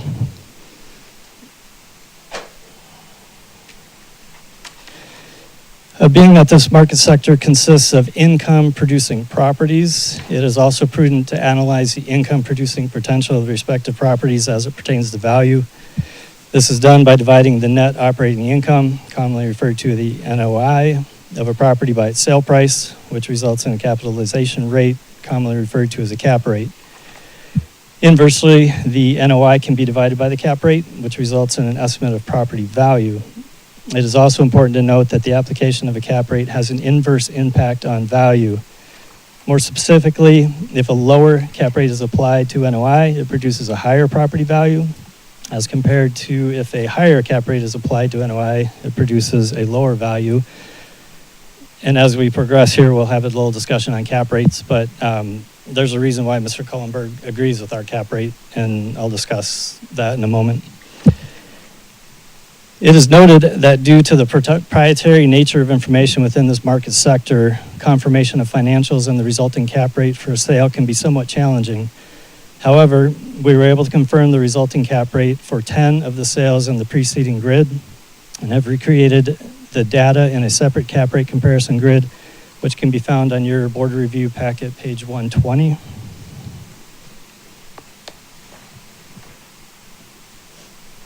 Hopefully you all made it to that page. So in addition to the information outlined on the sale price per unit grid, this cap rate grid also includes an additional column highlighting the resulting cap rate associated with the respective sales.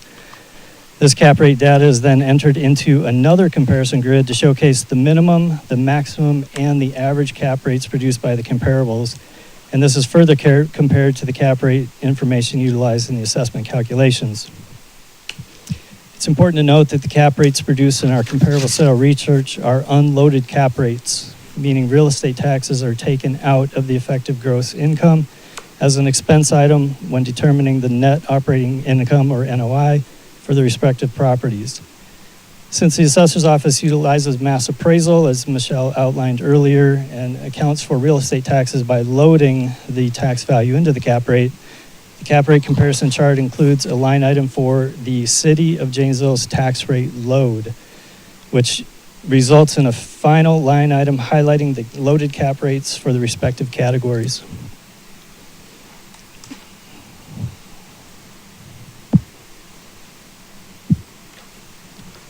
As the data shows, the comparable suggests a range of loaded cap rate from 8% to 12.2, with something near 9.82 most likely. The data also shows that the City of Janesville's valuation model utilized a 12% loaded cap rate at the extreme high end of the range. And again, as I mentioned before, high cap rate, low value, low cap rate, high value, which again is why Mr. Cullenberg is okay with our cap rate, because based on this market research, we are at the extreme high end of the range, an extremely conservative cap rate. So suggesting that the cap rate utilized in the assessment is very conservative, and that if more likely market level cap rate was utilized, the subject's property value would have been significantly higher. To better understand the subject property as it relates to an income capitalization approach, various financial data was requested through the subpoena, including reported room sales revenues as reported to the City of Janesville, a previous appraisal, and financial data including actual 2022, 2023, and 2024 figures, as well as budgeted 2025 information. Page BOR 121 in your packet is a grid put together highlighting the reported room sales revenue as reported to the City of Janesville. This includes information for 2023, 2024, and 2025 budgeted figures, which are highly similar to the total operating revenue line items in the 2023, 2024, and 2025 budgeted financials that were provided. Given the similarity of the revenue data, I'm going to move on from this page and move right into the actual financials that Mr. Cullenberg mentioned earlier. And that is available for you on BOR page 122.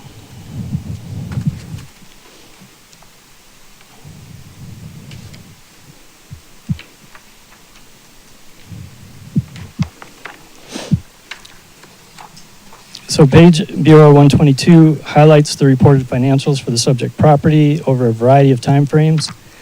The initial data in the grid shows actual data for 2014 and 2015 and projected data for 2016. This information was utilized in a 2016 appraisal. And then the initial three columns are followed by a 3-year average of information. The next portion of the grid moving to the right shows actual data for 2022, 2023, and 2024. A 3-year average of the 2022 through 2024 data is provided, as is the 2025 budgeted information for the subject property. Use of a 3-year average is quite standard in property valuation as it weans out extremes and potential one-time events, takes out the highs and the lows, and you start to get an idea of what is most likely. Because in the appraisal and the assessment world, the most probable price, the most probable buyer is key, so we're looking for what's most likely. The grid further outlines the respective revenues and expenses for the given timeframes and the resulting NOIs. So as you now move from the top down, similar to what Mr. Kohlenberg kind of outlined for you guys, we're doing the same thing here, except with actual data spanning more than just 1 year, trying to get a picture for the property as a whole. It's also important to note that there are multiple NOIs. There's one NOI including both unloaded after the deduction of real estate taxes and loaded or before the deduction of real estate tax. And this is important because we, as the assessors, we're using a loaded cap rate. So the grid further provides line items for the 12% cap rate utilizing the assessment of the property, the resulting value estimate for the respective years based on the NOI before real estate taxes are deducted, and the resulting shortfall produced between the income and expenses, suggested market value, and the ejector's opinion of value. It is noted that the 2016 appraisal concluded an as-is value for the subject property based on actual and budgeted income and expense figures of $8,800,000 as of August 25th, 2016. While the data varies over the 3-year time frame, the as-is appraised value is well above the 3-year average of the information provided and reconciles near the high end of the range at a value between the 2015 and 2016 projected data. The appraiser does not pick a single year. He doesn't cherry pick information, but instead relies on the totality of the information and the trends that are being shown by the data. This is a data industry, and you got to follow the data, and you got to use the totality of the data. Given the variances in the data for 2022 through 2024, and considering the 2025 budget information, use of the 3-year average of actual property data is more than reasonable. This would suggest a value, if using, again, the proper line items in the proper order, it would suggest a value for the property of $7,346,000, or just under $75,000 per room for the 98 rooms available. And if you recall on the sales comparison grid that I had with 38 different sales on there, that suggested a value per room of $80,500. So the actual income that the property is producing, actual identifiable data and income figures that we were provided, suggests a value slightly below the grid, again, which adds a reasonable amount of support for this value. Therefore, moving on to page BOR 123. Oh, I'm sorry, lost my sheet.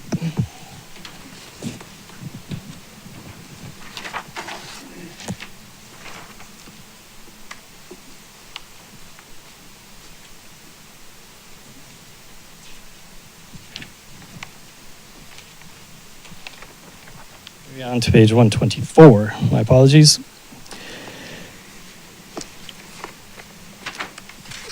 Pages 124 through 128 are important because it was suggested that the more recent road construction has had an adverse impact on the subject property.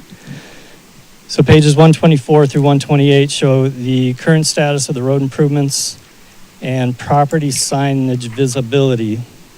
So you can see, and they're labeled, the view of property signage from the on-ramp to I-90. Visibility of the signage from Highway 26 northbound. And then a few different pictures of southbound or eastbound, depending on your perspective, of I-90 and what the signage looks like from various points. There was discussion that maybe with the new exit situation may adversely affect because people got to get off sooner than they're used to. So pictures were taken before the exit even occurred, at the exit, and then once you've addressed the exit. And in each case, the signage is prominently visible from I-90 heading eastbound, southbound. In addition to those pictures, BOR page 129 shows a historic image of Highway 26 on-ramp as of September 2021. And you'll note that the setup of that on-ramp is exactly the same as it is now. So that road situation's been in place since September 2021. BOR pages 130 through 132 show aerial images of changes from 2016 to 2020 to 2024. And again, you'll notice that everything's complete in 2020. Things are partially complete in 2024 and partially complete in 2020, all supporting that things were in place and in good condition as of 2021. And then the third image is of 2016 prior to. The actual ramp itself didn't change that much other than being elevated a little bit, but as you saw in the pictures, visibility is still pretty good.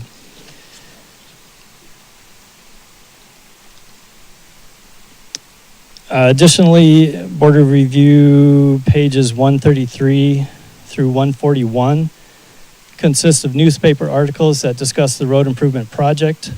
Highlights include page BOR 135. This discusses a ribbon cutting conducted on November 17th of 2021 that the project has made the Interstate 3990 safer and more reliable. And that, in quotes again, it has also jump-started Rock County's economy and has led to the development along the corridor. So there's a lot of excitement about that being done, improving accessibility and desirability to a lot of people in that area. Board Review, page 138, discusses the construction of the new diverging diamond interchange. That's dated March 5th of 2021. And again, everything suggests all road construction was done back in 2021. The reason I kept referring back to the date of 2021 is that, and the timing of the pictures and the aerials in the article, the status of the road construction is important to note because the financials for the subject property indicate year-end revenues increased from 2022 to 2023. So if the road truly was an impact, you would think that revenues would continue to go down. Instead, revenues from 22 to 23 went up, well after the road improvements have been completed. So with that, I will turn it over for questions. Does the board have questions of the assessor? I just want to remind the board, we're not done with all of our testimony yet. So if you have specific questions on what Wade just read, just because it's very technical, we would want to address those sooner than later. We still have Attorney Seibel to speak. Why don't we handle the questions first, and I'll save actually my applying the facts as testified and the questions answered to the legal arguments as sort of a closing argument, if that's acceptable. On Board of Review 123, you're calculating the value using a 3-year average of 881,515. Where does that number come from in the packet?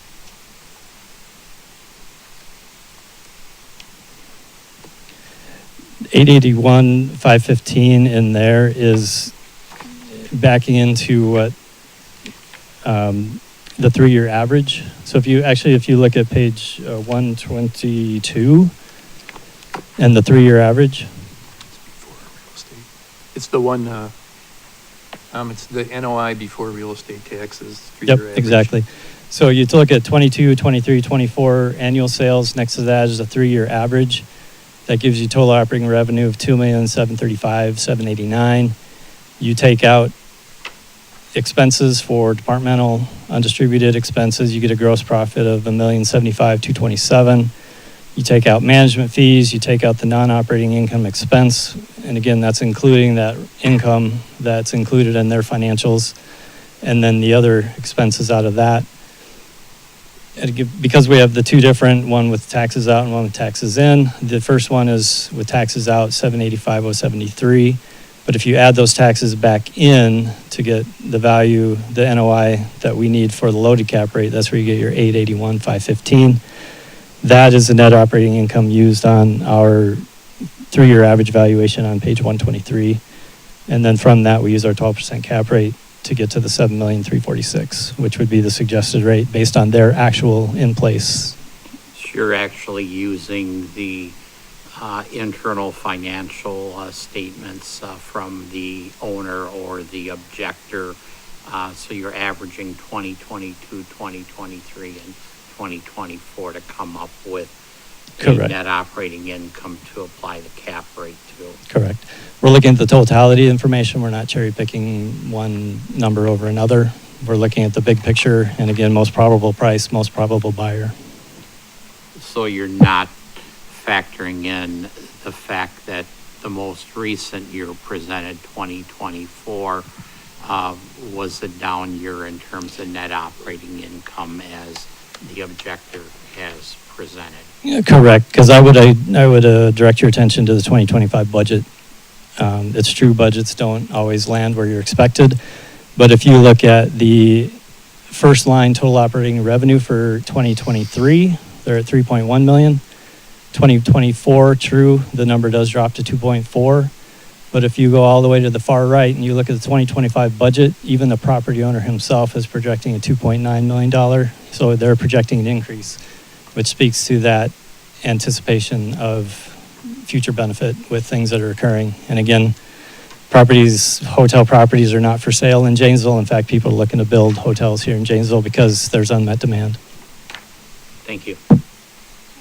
I do have a question. For the expenses, are you using that 70% expense rate, or are you using the actual expenses from the reports? So in the breakdown of their actual expenses, Okay. we are using their actual. But when you look at our grid, we're just throwing in the NOI that is produced by their financials. Okay. And I would also suggest that the expenses in 2024, the actual expenses that were referenced earlier are quite high. If you look at 2023, the expenses dropped to like 65%, 66%. So it'd be unreasonable to project a 79% or 78%, a one-time high expense ratio into perpetuity, when if you look back in history, the expenses were quite low, or lower than the previous year. So it's standard and typical for you guys to use a broad spectrum of information, such as 3 years of data? Exactly. Yeah, Okay. it wouldn't be reasonable. It would harm the property to cherry pick a certain number. So we got to look at the totality, the big picture of what's going on, Sure. and see how things go. Because you can get maybe something happen where they had a down month here or there. The odds of that happening 3 years in a row are pretty small. So when you look at a big picture 3-year average, which is pretty standard in the industry, appraisal, assessor, whatever, you got to look at the big picture to try to get a good idea of what the property is going to do. And you said the use of the loaded cap rate is used over a standard cap rate? With the assessment side of things, we use a loaded cap rate, so we have to add back in what would be deducted for the taxes. That's why the NOI before that tax is higher. I guess if we look at the information that the objector presented, the assessor's valuation is used on a model. So you're calculating an average room rate, an average operating expense to come up with the original 6.393 million versus the objector's calculation is similar, but they're using actual numbers. So, you're model shows revenue of 2.557 versus their actual of 2.440. And then you're saying 70% expenses or expenses of $1,790,000 versus their actual financial expenses of $1,854,000. So primarily that's the difference in comparing the fact that you're using Eilers and using models to estimate what their revenue stream is versus the objector is presenting 1 year, or you're using 3 years worth of data to come up with a 3-year average. Yeah, so we do mass appraisal. So we have to try to shoehorn a whole bunch of properties into a certain model. So we go by the best research that we can have, the sales data, certain data, all the data that we can, and then we come up with a model. So our initial room rate might be higher, but our vacancy is also significantly higher. So things even out. But once you look at the bottom line NOI, where the cap rate's applied, that's where everything kind of evens out at that level. And again, that's where we feel very comfortable with our numbers. Another notable point to that is that we did a revaluation in 2023. Until we do the next revaluation, we can't account for market appreciation or depreciation. So if we would have received information in 22, the assessed value would have been higher based on their actual income information. Or if we were to receive that, our model would have been set up differently than what it is. Michelle, on Board of Review, page 26, the income approach is presented by the assessor's office. Yep. Economic model 3. Yep. Are all hotels in this economic model receiving the same primary factors? The revenue rate of 130 per room, the income quality adjustment of 0, a vacancy factor of 45%, an operating expense of 70%, and a cap rate of 12%? Yes. So all hotels that are in that classification get all the same factors? Correct. There's no adjustments made? For only example, thing- the income quality adjustment? Right. The only thing that could be different is that, and if my memory serves me well, everything in income model 3 none of them have any adjustments. Okay. What's the difference between economic model 2 and 3, and why is this property in the economic model 3? So I'm just going to explain all of them. Economic model 1 would be for a under average performing property, or for, in this case, a lower chain scale property. Model 2 would be for an average property, and for the 3 would be towards the upper end. And the fact that there's no income quality adjustment suggests that the revenue rate is appropriate for this property, which, comparing the assessor's effective gross revenue versus the information provided by the objector in their income statements, they're relatively close. They're $110,000 difference on 2.4 million, which I would say is relatively close. Once again, that given that this is a model, it's not based on exact information, and no other hotels in the city are based on exact information. They're all based off of these models. Correct. Michelle, you had made a statement that the valuations are based on a model and that you can't change the value for one property, that you need to be consistent with all hotels in the city of Janesville. Is that from the assessor's manual, or is that a statutory provision? I would say if we had physical data changes, we could make those in a maintenance year, but we cannot account for market appreciation or depreciation for one property without revaluing all properties. So back in 2011, when we did that revaluation, we were ready to move forward with the commercial values, but not ready to move forward with residential. We checked with the Department of Revenue. We could not move forward revaluation, even one class of properties, without revaluing all properties. It's against the law. You can't do that. So we just go with that and apply it to all properties. And if we can't do one class, then we're not doing one property on its own. Unless we have significant data that would show that for multiple years, their income has been lower than what we have them in our model for, then we could make a possible change. But we have 1 year out of multiple years of information that has been, for some reason, different than others. So your testimony is that guidance provided by the Department of Revenue dictates that we not acknowledge the down year for the objector's property in 2024. Is that right? Correct.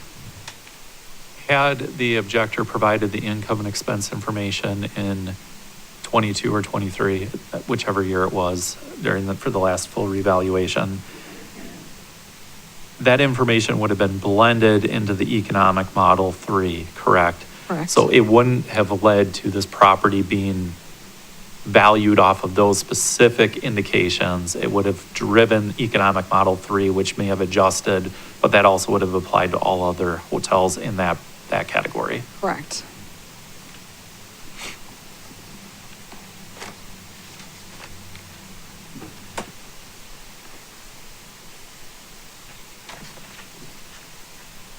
Does the board have any other questions of the assessor?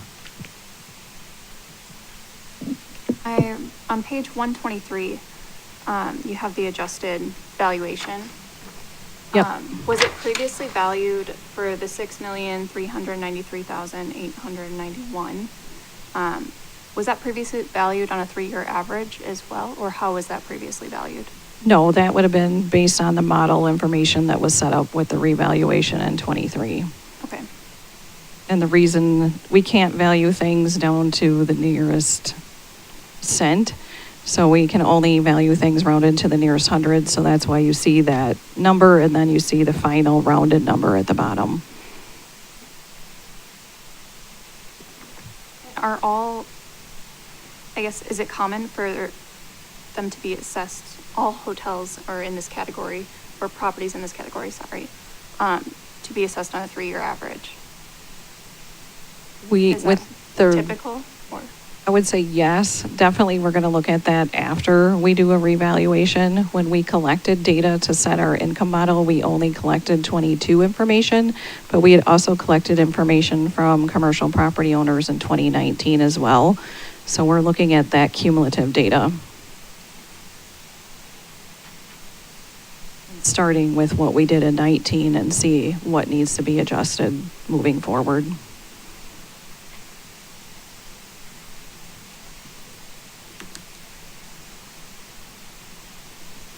The board have any other questions of the assessor?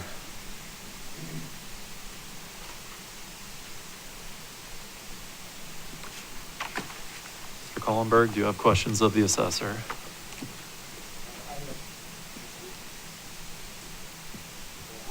It should be with the straight line pointed, push forward, yes. Mr. Chairman, I have many questions, but I only have one for Wade. So Wade, you said that when you valued this property, you can't look at it as isolated. You have to look at it in its totality, correct? Correct. So when you looked at it in its totality and you saw revenue and net operating income crash from 23 to 22, I'm sorry, from 23 to 24, when you received the STAR reports for 25 and you saw it continues to crash, can you explain where in your calculation you took into account that there is a downward trend in revenue and profitability in your reports? Because I missed that part. In addition to historical, we also relied on the property owner's budget, and they are positively forward-thinking in what their revenues are going to do. We can only go with the best information we have available, and the property owner's vision of where the property is going to us is a reliable information source. So you based your opinion of value in a large part on a budget that wasn't met, and it was shown that it wasn't met, and that was for 24, and it continued to 23. So you're saying that your totality takes into account a budget that was proved incorrect with empirical evidence. Is that correct? That's not correct. We're looking at the totality of information, which includes the budget. It also includes the fact that 2023 was a record year for them.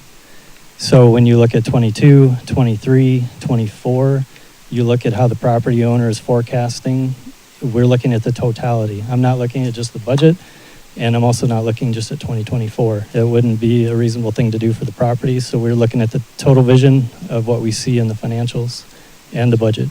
I can just paraphrase. So your totality includes the fact that the hotel had lower revenues and lower profitability, NOI, in '24, and that there was a budget that wasn't met, and that's all part of the total package in valuing the property. We are looking at the total numbers for the property, including historical and budget. There are going to be up years, down years. We'll know more in the future how things go, but as of this point, as of the picture that's presented, we feel like our numbers make sense for what the property is producing. Thank you.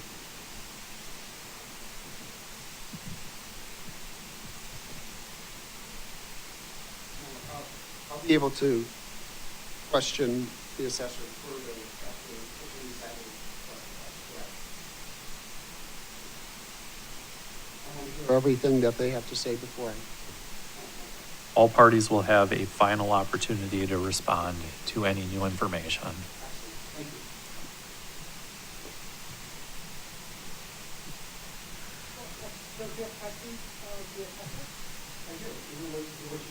Well, I was going to wrap up after all the factual testimony is in. I was going to apply the factual testimony to the law.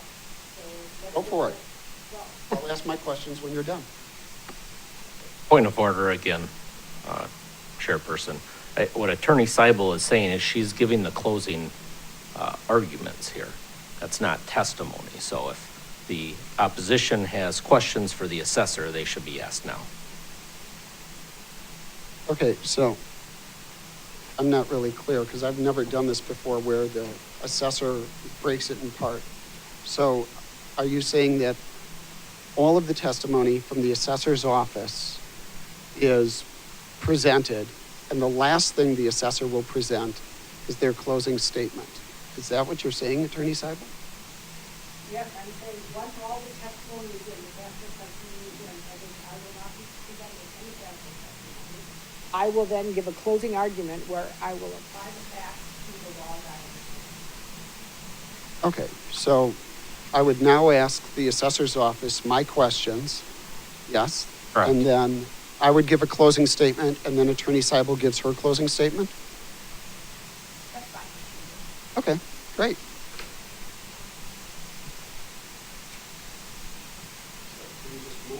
Sure.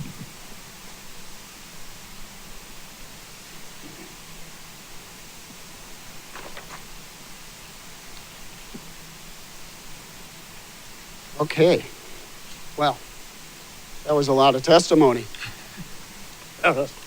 There was a lot of testimony, and there was a lot of paper.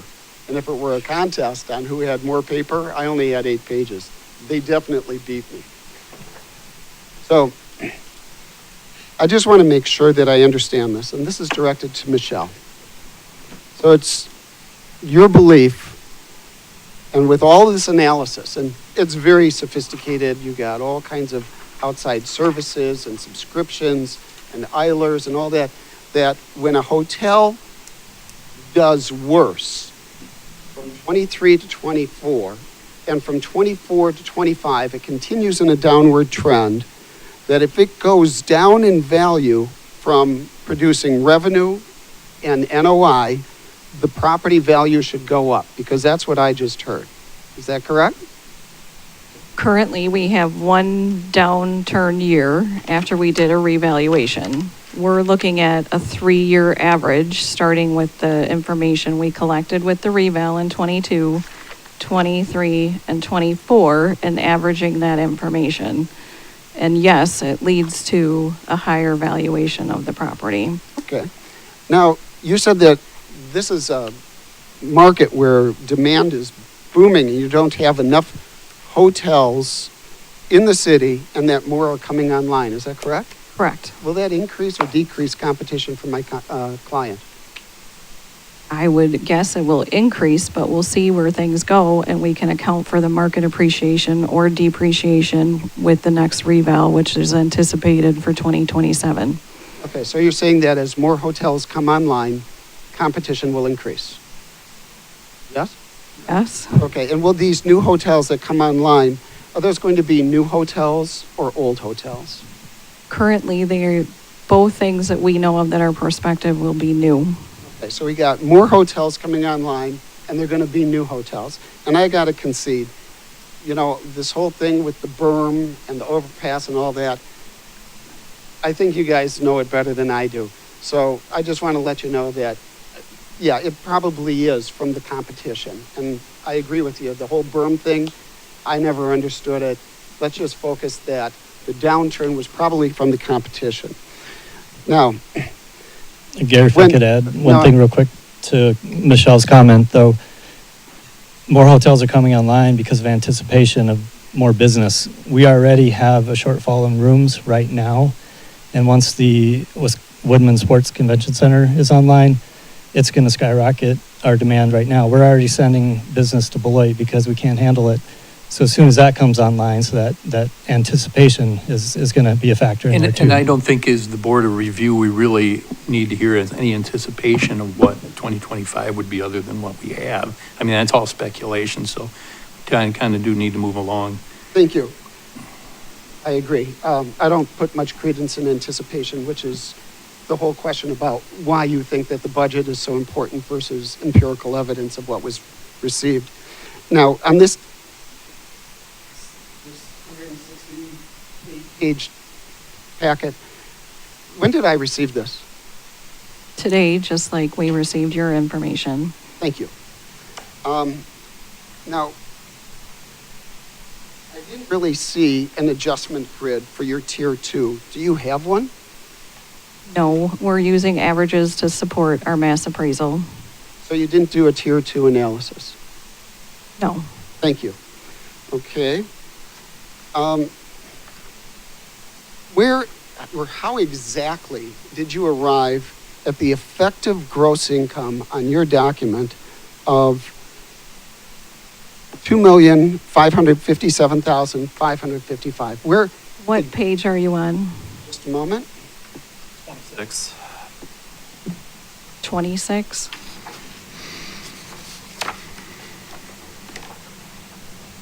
So I want to know the exact way that was calculated, because that's a big part of your opinion of value. I stated that in my testimony and went through the math step by step, so I feel like I don't need to re-answer that.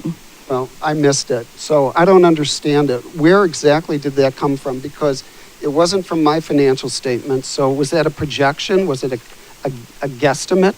It's based off of our model, based on the best information we had at the time we did the reval, and we did not have the subject property owner's income and expense data at that time. So it was made up, correct?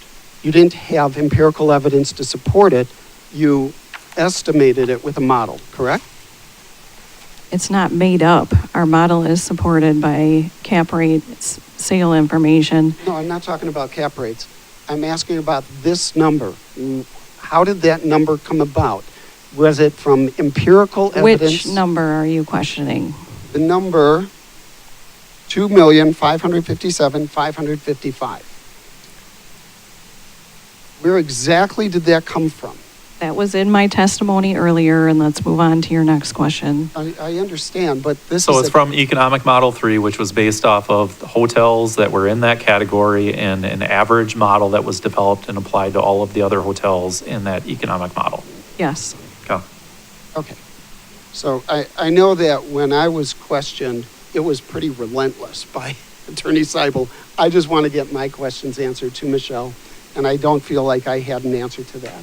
Well, you can get a recording. This is being recorded right now. You can watch the video later. Okay, speaking of recordings, it's interesting that you bring that up. So I have a recording as well. I'm going to play this for the board. All right, would the assessor like to explain why they are recommending the waiver? So with this payment information, we received 3 years of income and expense data from the property owner. The last revaluation was set as of 2023 using 2022 information. So in our opinion, the objector is asking for a change outside of a revaluation year that would account for market appreciation or depreciation, which we cannot revalue one property without revaluing the whole property. So that was one recording, which was the reason that you said that it should get kicked to circuit. This is the second. What's the question? I'm going to ask the question, but I have to ask it based on these recordings because she testified under oath at the last hearing, and I'm going to ask the question after I play the recording. Point of order. This, if he's presenting new evidence, he should have presented that. Are those recordings from this hearing? It was a recording from the last hearing. From this hearing? From the last hearing. Okay. From the hearing on the 17th. Yeah, this Right. is what she said, and I'm going to ask her about that testimony. And I'm just playing Chair, back. hold her- on. Chairperson, my concern is if we're playing recordings, that's now presenting evidence. And the opportunity to present that evidence already occurred. We This have is the not- we have opportunity not to ask closed- questions of the assessor. We have not closed Right, the so testimony phase, so new It's evidence up can to be you if you presented. want to accept it, I guess is the point I'm making, but I think you also need to make clear where the recording is from, who made the recording, and have that explained as part of receiving that if you are going to receive it. Do you understand what I'm saying? Not But exactly. There's a I'm- record here, and so this is being presented. Sure, so we want as Mr. evidence. Kohlenberg to Saying it know was where this Michelle recording Lobb. came from, that it was from a hearing on this date Well, of the Board of The Review. date, Michelle Lobb, and what the standing was at the time. Okay, so this was a recording in this room. The recording was made by the city of Janesville. I just recorded what was played over the internet from your own recording. This is just little snippets. What date was the hearing? I think it was the 17th, wasn't it? Was it that one or the one in May? You're the one presenting I evidence. think it was the 17th of this month. It was the 17th, yes. So that was one recording. I'll play the other. It's 30 seconds. May I continue, Mr. Chair? You may. Thank you.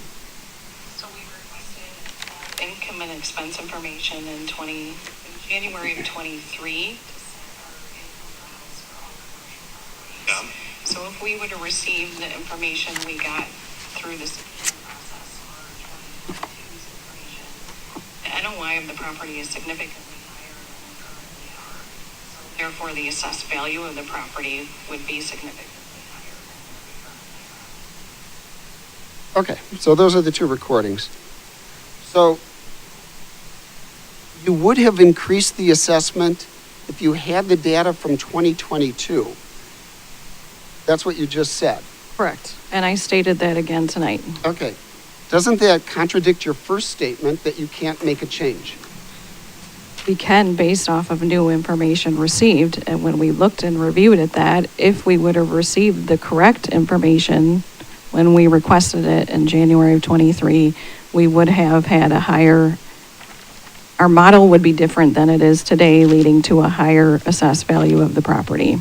So when I gave you the financial data that you asked for, when you and I and Wade talked on the phone, and I said, you're using the wrong NOI. We had that discussion during open book. You had that information. I showed you that the 2024 NOI was less than 2023. You had that. But you're saying now you want to increase the assessment, correct? Correct. Okay. And then Are you saying that you can't reduce an assessment in a maintenance year, but now you want to increase it? No, you can increase or decrease it, but it needs to be reviewed and analyzed, and it needs to be based on factual information. Yes, it decreased in '24. I'm not arguing with you that their NOI decreased, but when you look at the 3-year average, it doesn't justify going to one odd year out of multiple years that we reviewed even before that, with the appraisal from 2016 all led to higher different values than we currently are. Did you make 25 assessment valuation changes during 2025 in the amount of $3,802,300? I'm assuming you're using our open book summary report for that number, so I will say yes, but I don't know if that's the exact number from that report. I have it. Would you like to see it? No. Okay, so do you concur that you made 25 reductions totaling $3,802,300? Yes. And all 25 of those reductions were based on new information, correct? Correct. And the new information that we gave you didn't support a lower assessed value? Correct. Okay, very good. How did you calculate expenses at exactly 70%? Because that's a very precise number. Where did that number come from? When we reviewed the sales, some of the information that we had expense data contained in the sale information, so we would have used that information. I also believe it might be the same expense ratio that we used in 2019. So you're carrying it over from 2019 to 2025, the exact expense ratio of 70%, even though I showed you that the expense ratio on my client's property was 76%, you chose to disregard that because it was only 1 year and not 3 years, correct? Correct. Okay. So your model, or as I like to say, they're guesstimates because it's not empirical evidence. You plug in based on information that you load into the model and it comes out with a value. It is not based on empirical financial data. False. I would say it's not based on this specific property's data, but it is made up of data we received when we requested income and expense information for all commercial properties. When you made those 25 reductions, many of them were commercial reductions. You did make reductions on a single property, not based on not to all of them in that class or a hotel or a neighborhood. You did it just for that one property, but not for this property. Correct. Very good. Okay. So have you ever, and board, just ride this out with me for a moment. Have you ever owned or managed a hotel? No. Very good. Okay, so when my client says that he has a 76% expense ratio, you think that your assessment of 70% expense ratio is better than my client, who earlier I stated owns 17 hotels and has done this for decades. Is that correct? I'm asking. You know, I have to object. This is all hearsay testimony. We don't have the owner of the property here to testify to any of this. This is all just your speculative statements as to what you think that the hotel owner has said. So. Okay, I'll move on. Item number 3 of your subpoena, you requested a copy of all the sales tax returns for 23 and 24 calendar years for sales taxes collected from room rentals at the subject property. Is that from your subpoena? Correct. Okay. We informed you that the sale of toothpaste, mouthwash, and candy amounted to about $10,500 per year. In the assessment manual, can you tell me where you can identify a single instance where collecting information about sales tax on incidental items sold at a hotel is mentioned, or where it is used in the income approach to value in the Wisconsin Property Assessment Manual? We clarified that with you during the subpoena process and clarified that we needed the sales tax revenue reported to the Department of Revenue based off of the room sales that occurred at the property. We gave that to you. We told you that Yes, that's why we're here today. Item number 9 of your subpoena requests, a copy of the financing appraisal issued in connection with the mortgage in the amount $7,980,000 dated October 11th, 2016. Do you recall that item number 9? Yep.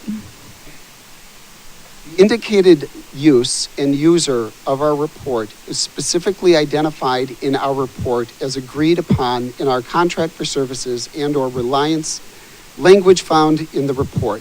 No other use or user of the report is permitted by any other party for any other purpose. Do you remember reading that component? Yep, that's typically in every appraisal. Well, no, that's in a financing appraisal.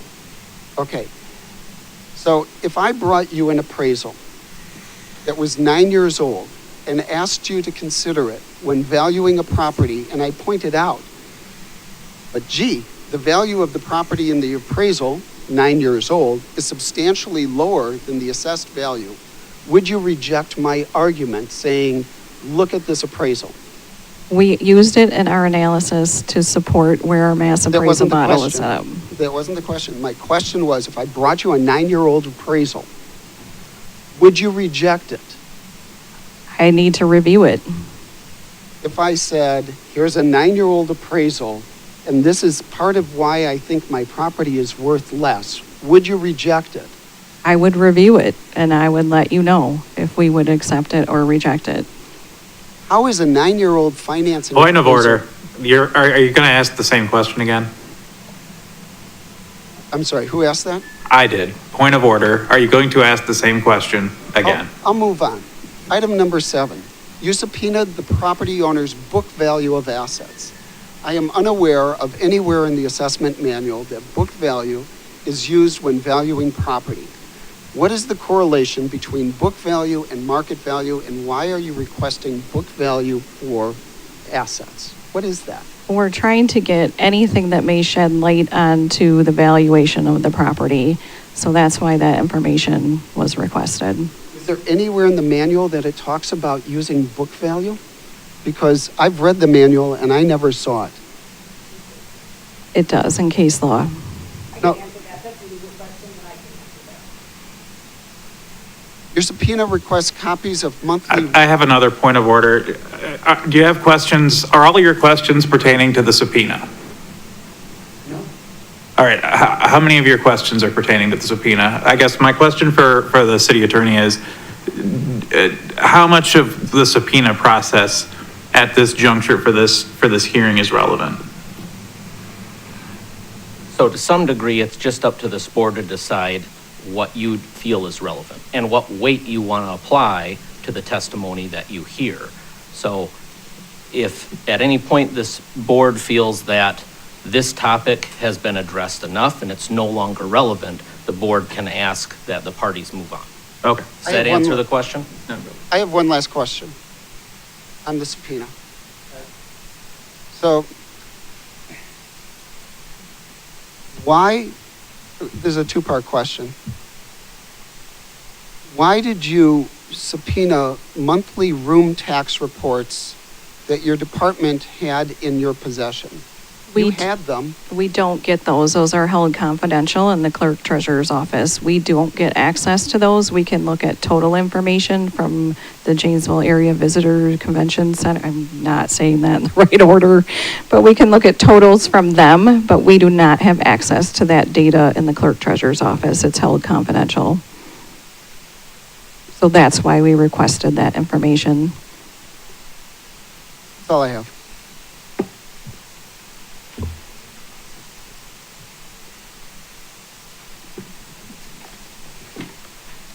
Are there any final questions for either party?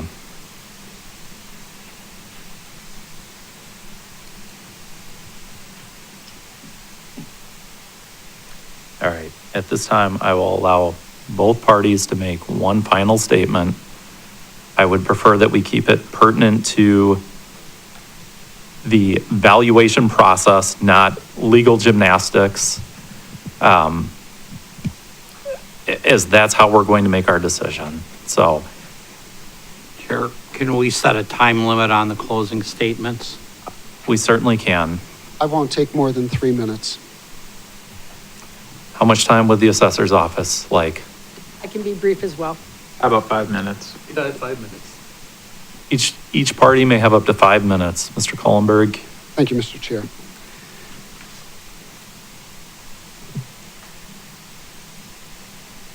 The information that I gave you in valuing the property was based on empirical evidence. The number at the top that the assessor used was created by a model. Mine was created from financial statements. The expense ratio that they used is out of whack. Here's why. When you have fixed expenses, so imagine a clerk at the front desk, she's $60,000 a year, and you look at that as a percentage of, let's say, $2 million of gross revenue. That's 1%. When gross revenue falls to $1 million, the expense ratio goes up.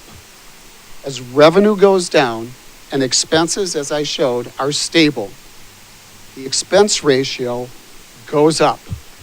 That's why her 70%, which is calculated from a model, which apparently is the same number that she used, I think, in 2019, I can't recall what year it was, it never changes. The expense ratio that my guy used was from 2024, 76%. It's huge. Her revenue is off, her expenses are off, her expense ratio is off. The assessor received spot-on data showing lower revenue, higher expenses, and then informed the board that given new information which supports lowering the value, she states she should have increased it. None of this makes sense. The hotel is doing worse. By the assessor's acknowledgement, there are hotels coming online which will increase competition. Every one of those hotels will be newer than my client's property. The assessor, raise that.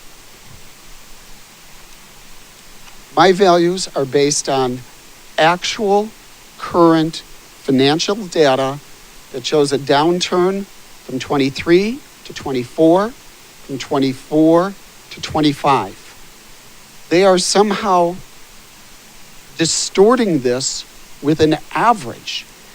No buyer with $5 million would say revenues just tanked from 23 to 24 and they're even worse in 25. No buyer would say your hotel's worth more. Nobody would do that except the assessor's office. I agree with the board when they say axe this idea of the principle of anticipation. We saw what happened when my client, who's got 17 hotels and decades of experience, projected revenue. He's way off. He thinks it's going to go up. It's going to go down. 1 minute. Thank you. The assessor is using models to fabricate an inflated value. I'm using empirical evidence. I encourage the board, at minimum, reduce the assessment. Please consider reducing it to the value that I had stated at the beginning of the testimony. Thank you. The assessor's office may proceed. Yes, I just want to make a point too about mass appraisal. And reading from page 87, Board Review 87, which is an excerpt from a Court of Appeals case, recent one, 2021, talks about paragraph 25, what mass appraisal is. And some of this testimony you heard from the assessor where she described mass appraisal, but here's an important line from the court's decision, which also comes from the manual. Unlike single property appraisal, mass appraisal requires the development of a valuation model that is capable of replicating the forces of supply and demand over a large area, and that recreates mathematically the changes in value and real estate activity happening in the particular town, village, or city being assessed. According to the assessment manual, mass appraisal is the underlying principle that Wisconsin assessors should be using to value properties in their respective jurisdictions. You heard some questions about the assessor not doing a tier 2 sales comparison approach. That is not required in mass appraisal. That is required in a single property appraisal, which actually the objector should have done, because the objector doesn't do mass appraisal. Tier 2 sales can be looked at and can be used to incorporate within the model to replicate supply and demand, but a tier 2 sales comparison approach is not required in mass appraisal. And one other point that I want to make too is that with the additional competition with new hotels coming online, the objector is assuming the pie is going to get smaller. Perhaps the pie will get bigger, and that's what everyone is hoping in Janesville, and that's why there are new hotels being built.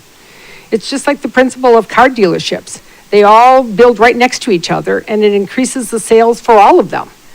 And that's what will happen in Janesville, and that's what the assessors are anticipating will happen, especially with the opening in August of the Woodman Center. And as far as using actual data and comparing it to what was used in the mass appraisal model, using the actual data, as the assessors have pointed out, shows that the NOI was understated using a stabilized income. And stabilized income is always used in a direct capitalization approach. A direct capitalization income approach takes 1 year's NOI and projects it into the future. And it assumes that number into perpetuity, which is why you just don't take an outlier year, you take stabilized income, because that's what the property is capable of producing. The income approach measures the income producing capacity of a property. It's not just based on 1 year, 1 year's performance. And so as the assessor testified, if all of this information had been in her hands, the actual NOI would have been $881,515. And the final thing I want to say is, last week when the assessor provided a waiver form for the board to consider for this particular property, the assessor told the board that if there was a valuation hearing, there could be a possibility of an increase in assessment. But the objector wouldn't hear anything about it. He just said, it's just math. Well, you know what? We have the just math for you here. And the NOI is too low, the cap rate is too high, and it does result in an increased valuation, which the board has the unique ability to do. The circuit court cannot raise the assessment if there's a challenge later on in circuit court. But the board, by virtue of the statute, and it's in the materials, the 1 board, minute. pardon? 1 minute. Okay. The board under 70.479 says from the information and the evidence before it, the board can determine if the assessment is too high or too low, and it can raise or lower the assessment accordingly based on the evidence before it. And so our suggestion to the board is, taking into account all the information presented, the board has the unique ability to increase the assessment as opposed to decreasing it or sustaining it. Thank you.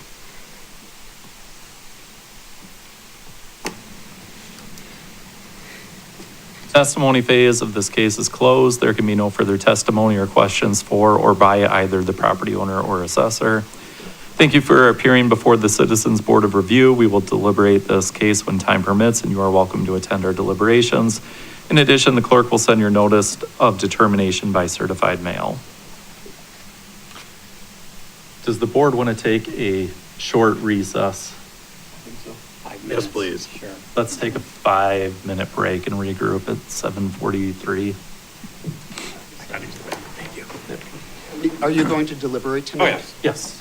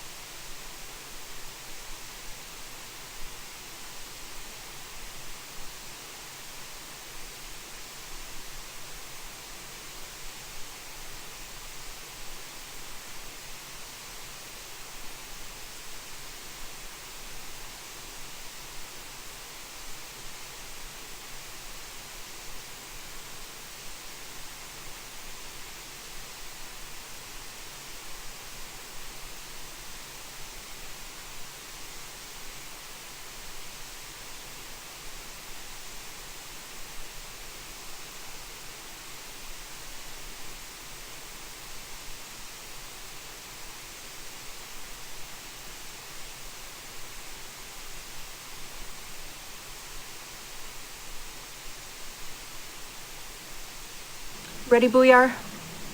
Okay, So at this time, the board will move into the findings of fact. There was a overwhelming amount of information provided, and so I struggle with how much we want to restate to put on the record. But I think I want to cover really high level. There was no recent sale of the subject property. So level 1 evidence is out. Level 2 evidence, recent sales of comparable properties. The objector did provide 3 that had some adjustments. The assessor said, couldn't really confirm that all the adjustments were appropriate. The one thing that I do want to note is that with the adjustments provided, it generally supports the assessor's value. So there were 3 properties that were provided with some adjustments that did seem reasonable. We asked a few questions. We didn't get anything where it was like, no, that's a crazy adjustment. Yeah. And it generally supported. So I just want to put that out there. I'll discuss that later. Okay. But The assessor's office had a number of comparable sales. Well, they had a number of sales provided in a grid, but they noted that there were no adjustments made.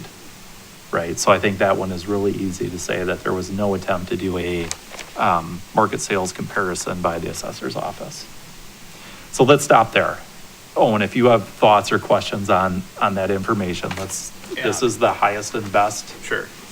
On the tier 2, the main problem I see with that particular approach, with the tier 2 approach, and with the comparables provided was the location adjustment was 10% across the board. Those 3 locations, I believe one was in Onalaska, one was in Brown County, one was in, sorry, I've got a lot of paper in front of me, so I'm struggling to find it and put it in front of me. Outagamie. Yeah, it's the first page. Perfect. Those locations are very different than Janesville, and I think one thing that kind of got overlooked in talking about the tourism in our area is we are right by I-90, an hour outside of Chicago. We are a major destination for hotel usage. So that was my main issue with the tier 2 approach, is that because we don't have anything where we have sales in a comparable area, I don't know if they're even comparable, if that makes sense. And your logic is that the value would actually drive up higher. Significantly. Compared to Onalaska, Outagamie County, a hotel down here is going to be worth more than a hotel of similar build up there.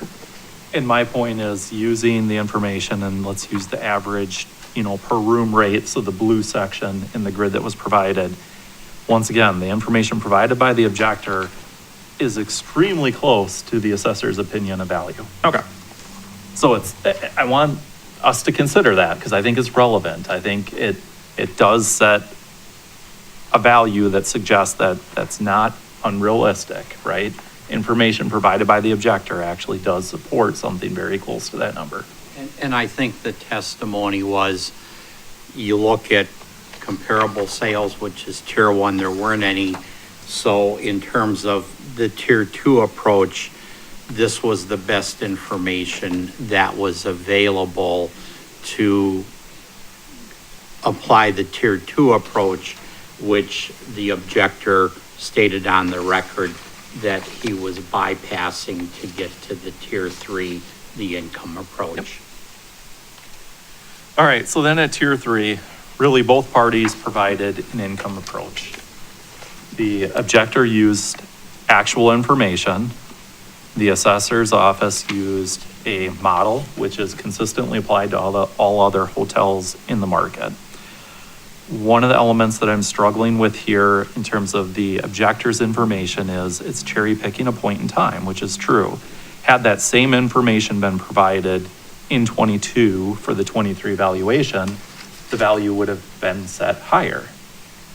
But that wasn't provided, so that value, they were not assessed at the highest value based on them not providing the information. But now that the data is lower, they want to provide it and take advantage of the lower value. It wasn't provided in 23 or in 23 based on 22 data, and that's the model that's been established and it is now carrying through.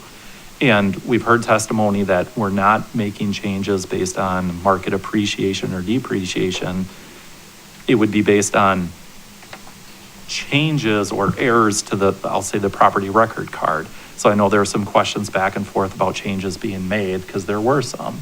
And that's true, that happens every year when we find errors. We had a case in our last session. There were errors in the property record card. You fix the errors, which does lead to a value change. That's not a market appreciation or depreciation change, it's correcting an error. This is getting into market factors and changing over time. And if we changed it for this one property, then this property isn't set equal to the other properties in the city, right? Because they're all based off of one model. And had this property owner provided the information in 2023, the model, economic model 3, would have been adjusted to factor in their value. And in all reality, all of the hotels in that model may have actually had a higher valuation based on that model change to reflect that average information. And I think looking at the page BOR 122, I see a fluctuation in income. And in terms of the operating revenue, it's 2.6 million in 2022, 3.1 in 2023, and 2.4 million. And I guess it's probably not our job to analyze the financial statements that are presented, but there seems to be some fluctuation in income. And all of a sudden, if we had additional hotels come online in 2024, did this property owner benefit in 2023 due to a lack of available hotel rooms, which increased the profitability and the net operating income in 2023 for the property? And I think the difficult thing is we're being asked to pick one down year to set the value, but a prospective buyer is probably going to look at multiple years worth of revenue and expense data in terms of trying to value a business. As to the assessor's recommendation that the value actually be increased, I struggle with that as well.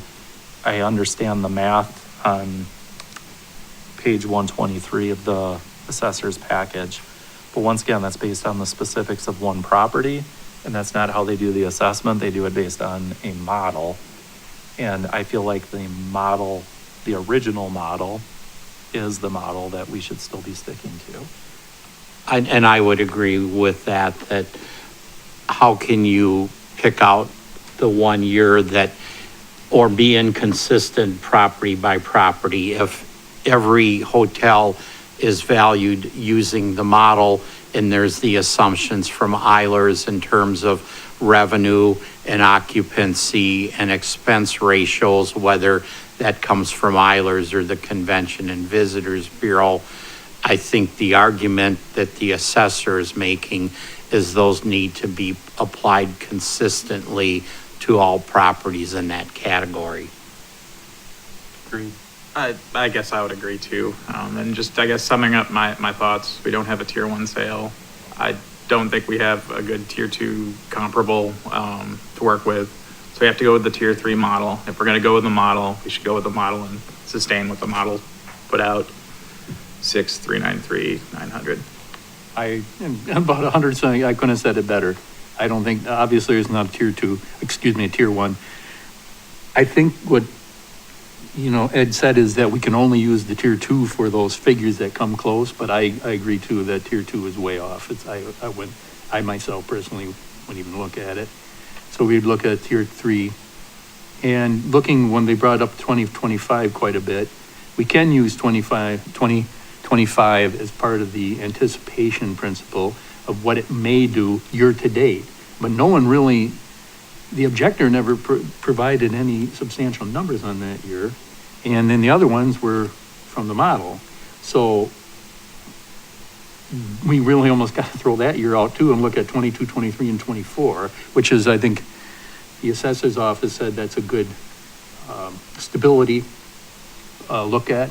And grabbing 1 year is stability, you get more than in financial, you look at more years, as many years as you can. So I think that's a stable assessment using that, is what Owen was saying as well.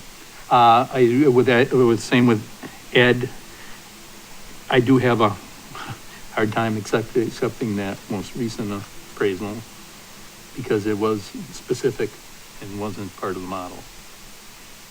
So that's my opinion. And I tend to agree with you, Phil, that I don't think we have any testimony on the record that's comparing actual 2025 to budgeted 2025, regardless of the number of months. You know, if we're in June, you know, would we, in theory, have room tax revenue returns filed with the clerk treasurer for 4 or 5 months that we could compare budget to actual? So we really don't know in terms of. We really got to not look at. We can't look at a budget compared to either a model or to the actual. So I sense that most parties are coming to a similar conclusion. Is there any additional information that we feel we need to discuss? You want to finish the rest of I mean, really, we're at the tier 3 level, which they both provided the income approach. So ultimately, I don't disagree. Clearly no tier 1. Tier 2, there was something that's very light. There were some adjustments. I personally want to put a ton of weight to it. I bring it up just because it, I think, helps support the overall valuation in the end. That's why I want to bring it up. So then I agree we're at tier 3. I agree that the income approach is presented by the assessor's office is based on a model. I understand the objector's desires to use actual data, but we don't do that for every single property. We're using a model. I think that model is fair and representative of the classification of this property. Does somebody want to make a motion? Sure. I move that the assessor's valuation of land of $810,600 and improvements of $5,583,300 is correct, that the assessor presented evidence of the fair market value of the subject property using assessment methods which conform to the statutory requirements and which are outlined in the Wisconsin Property Assessment Manual, that the assessor presented evidence of the proper classification of the subject property using assessment methods which conform to the statutory requirements and which are outlined in the Wisconsin Property Assessment Manual, that the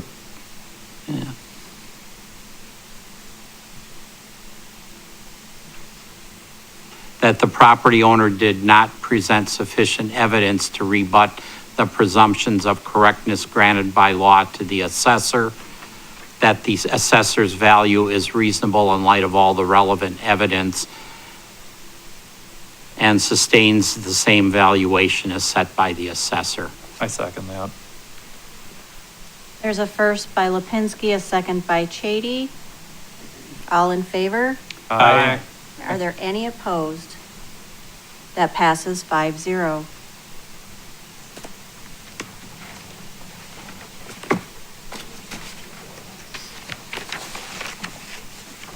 At this time, are there any additional items that the board needs to address before we adjourn to our next meeting on July 10th?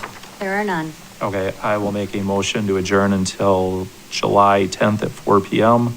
I'll second that motion. All in favor? Aye. Aye. Aye. Any opposed? Please stop the tape.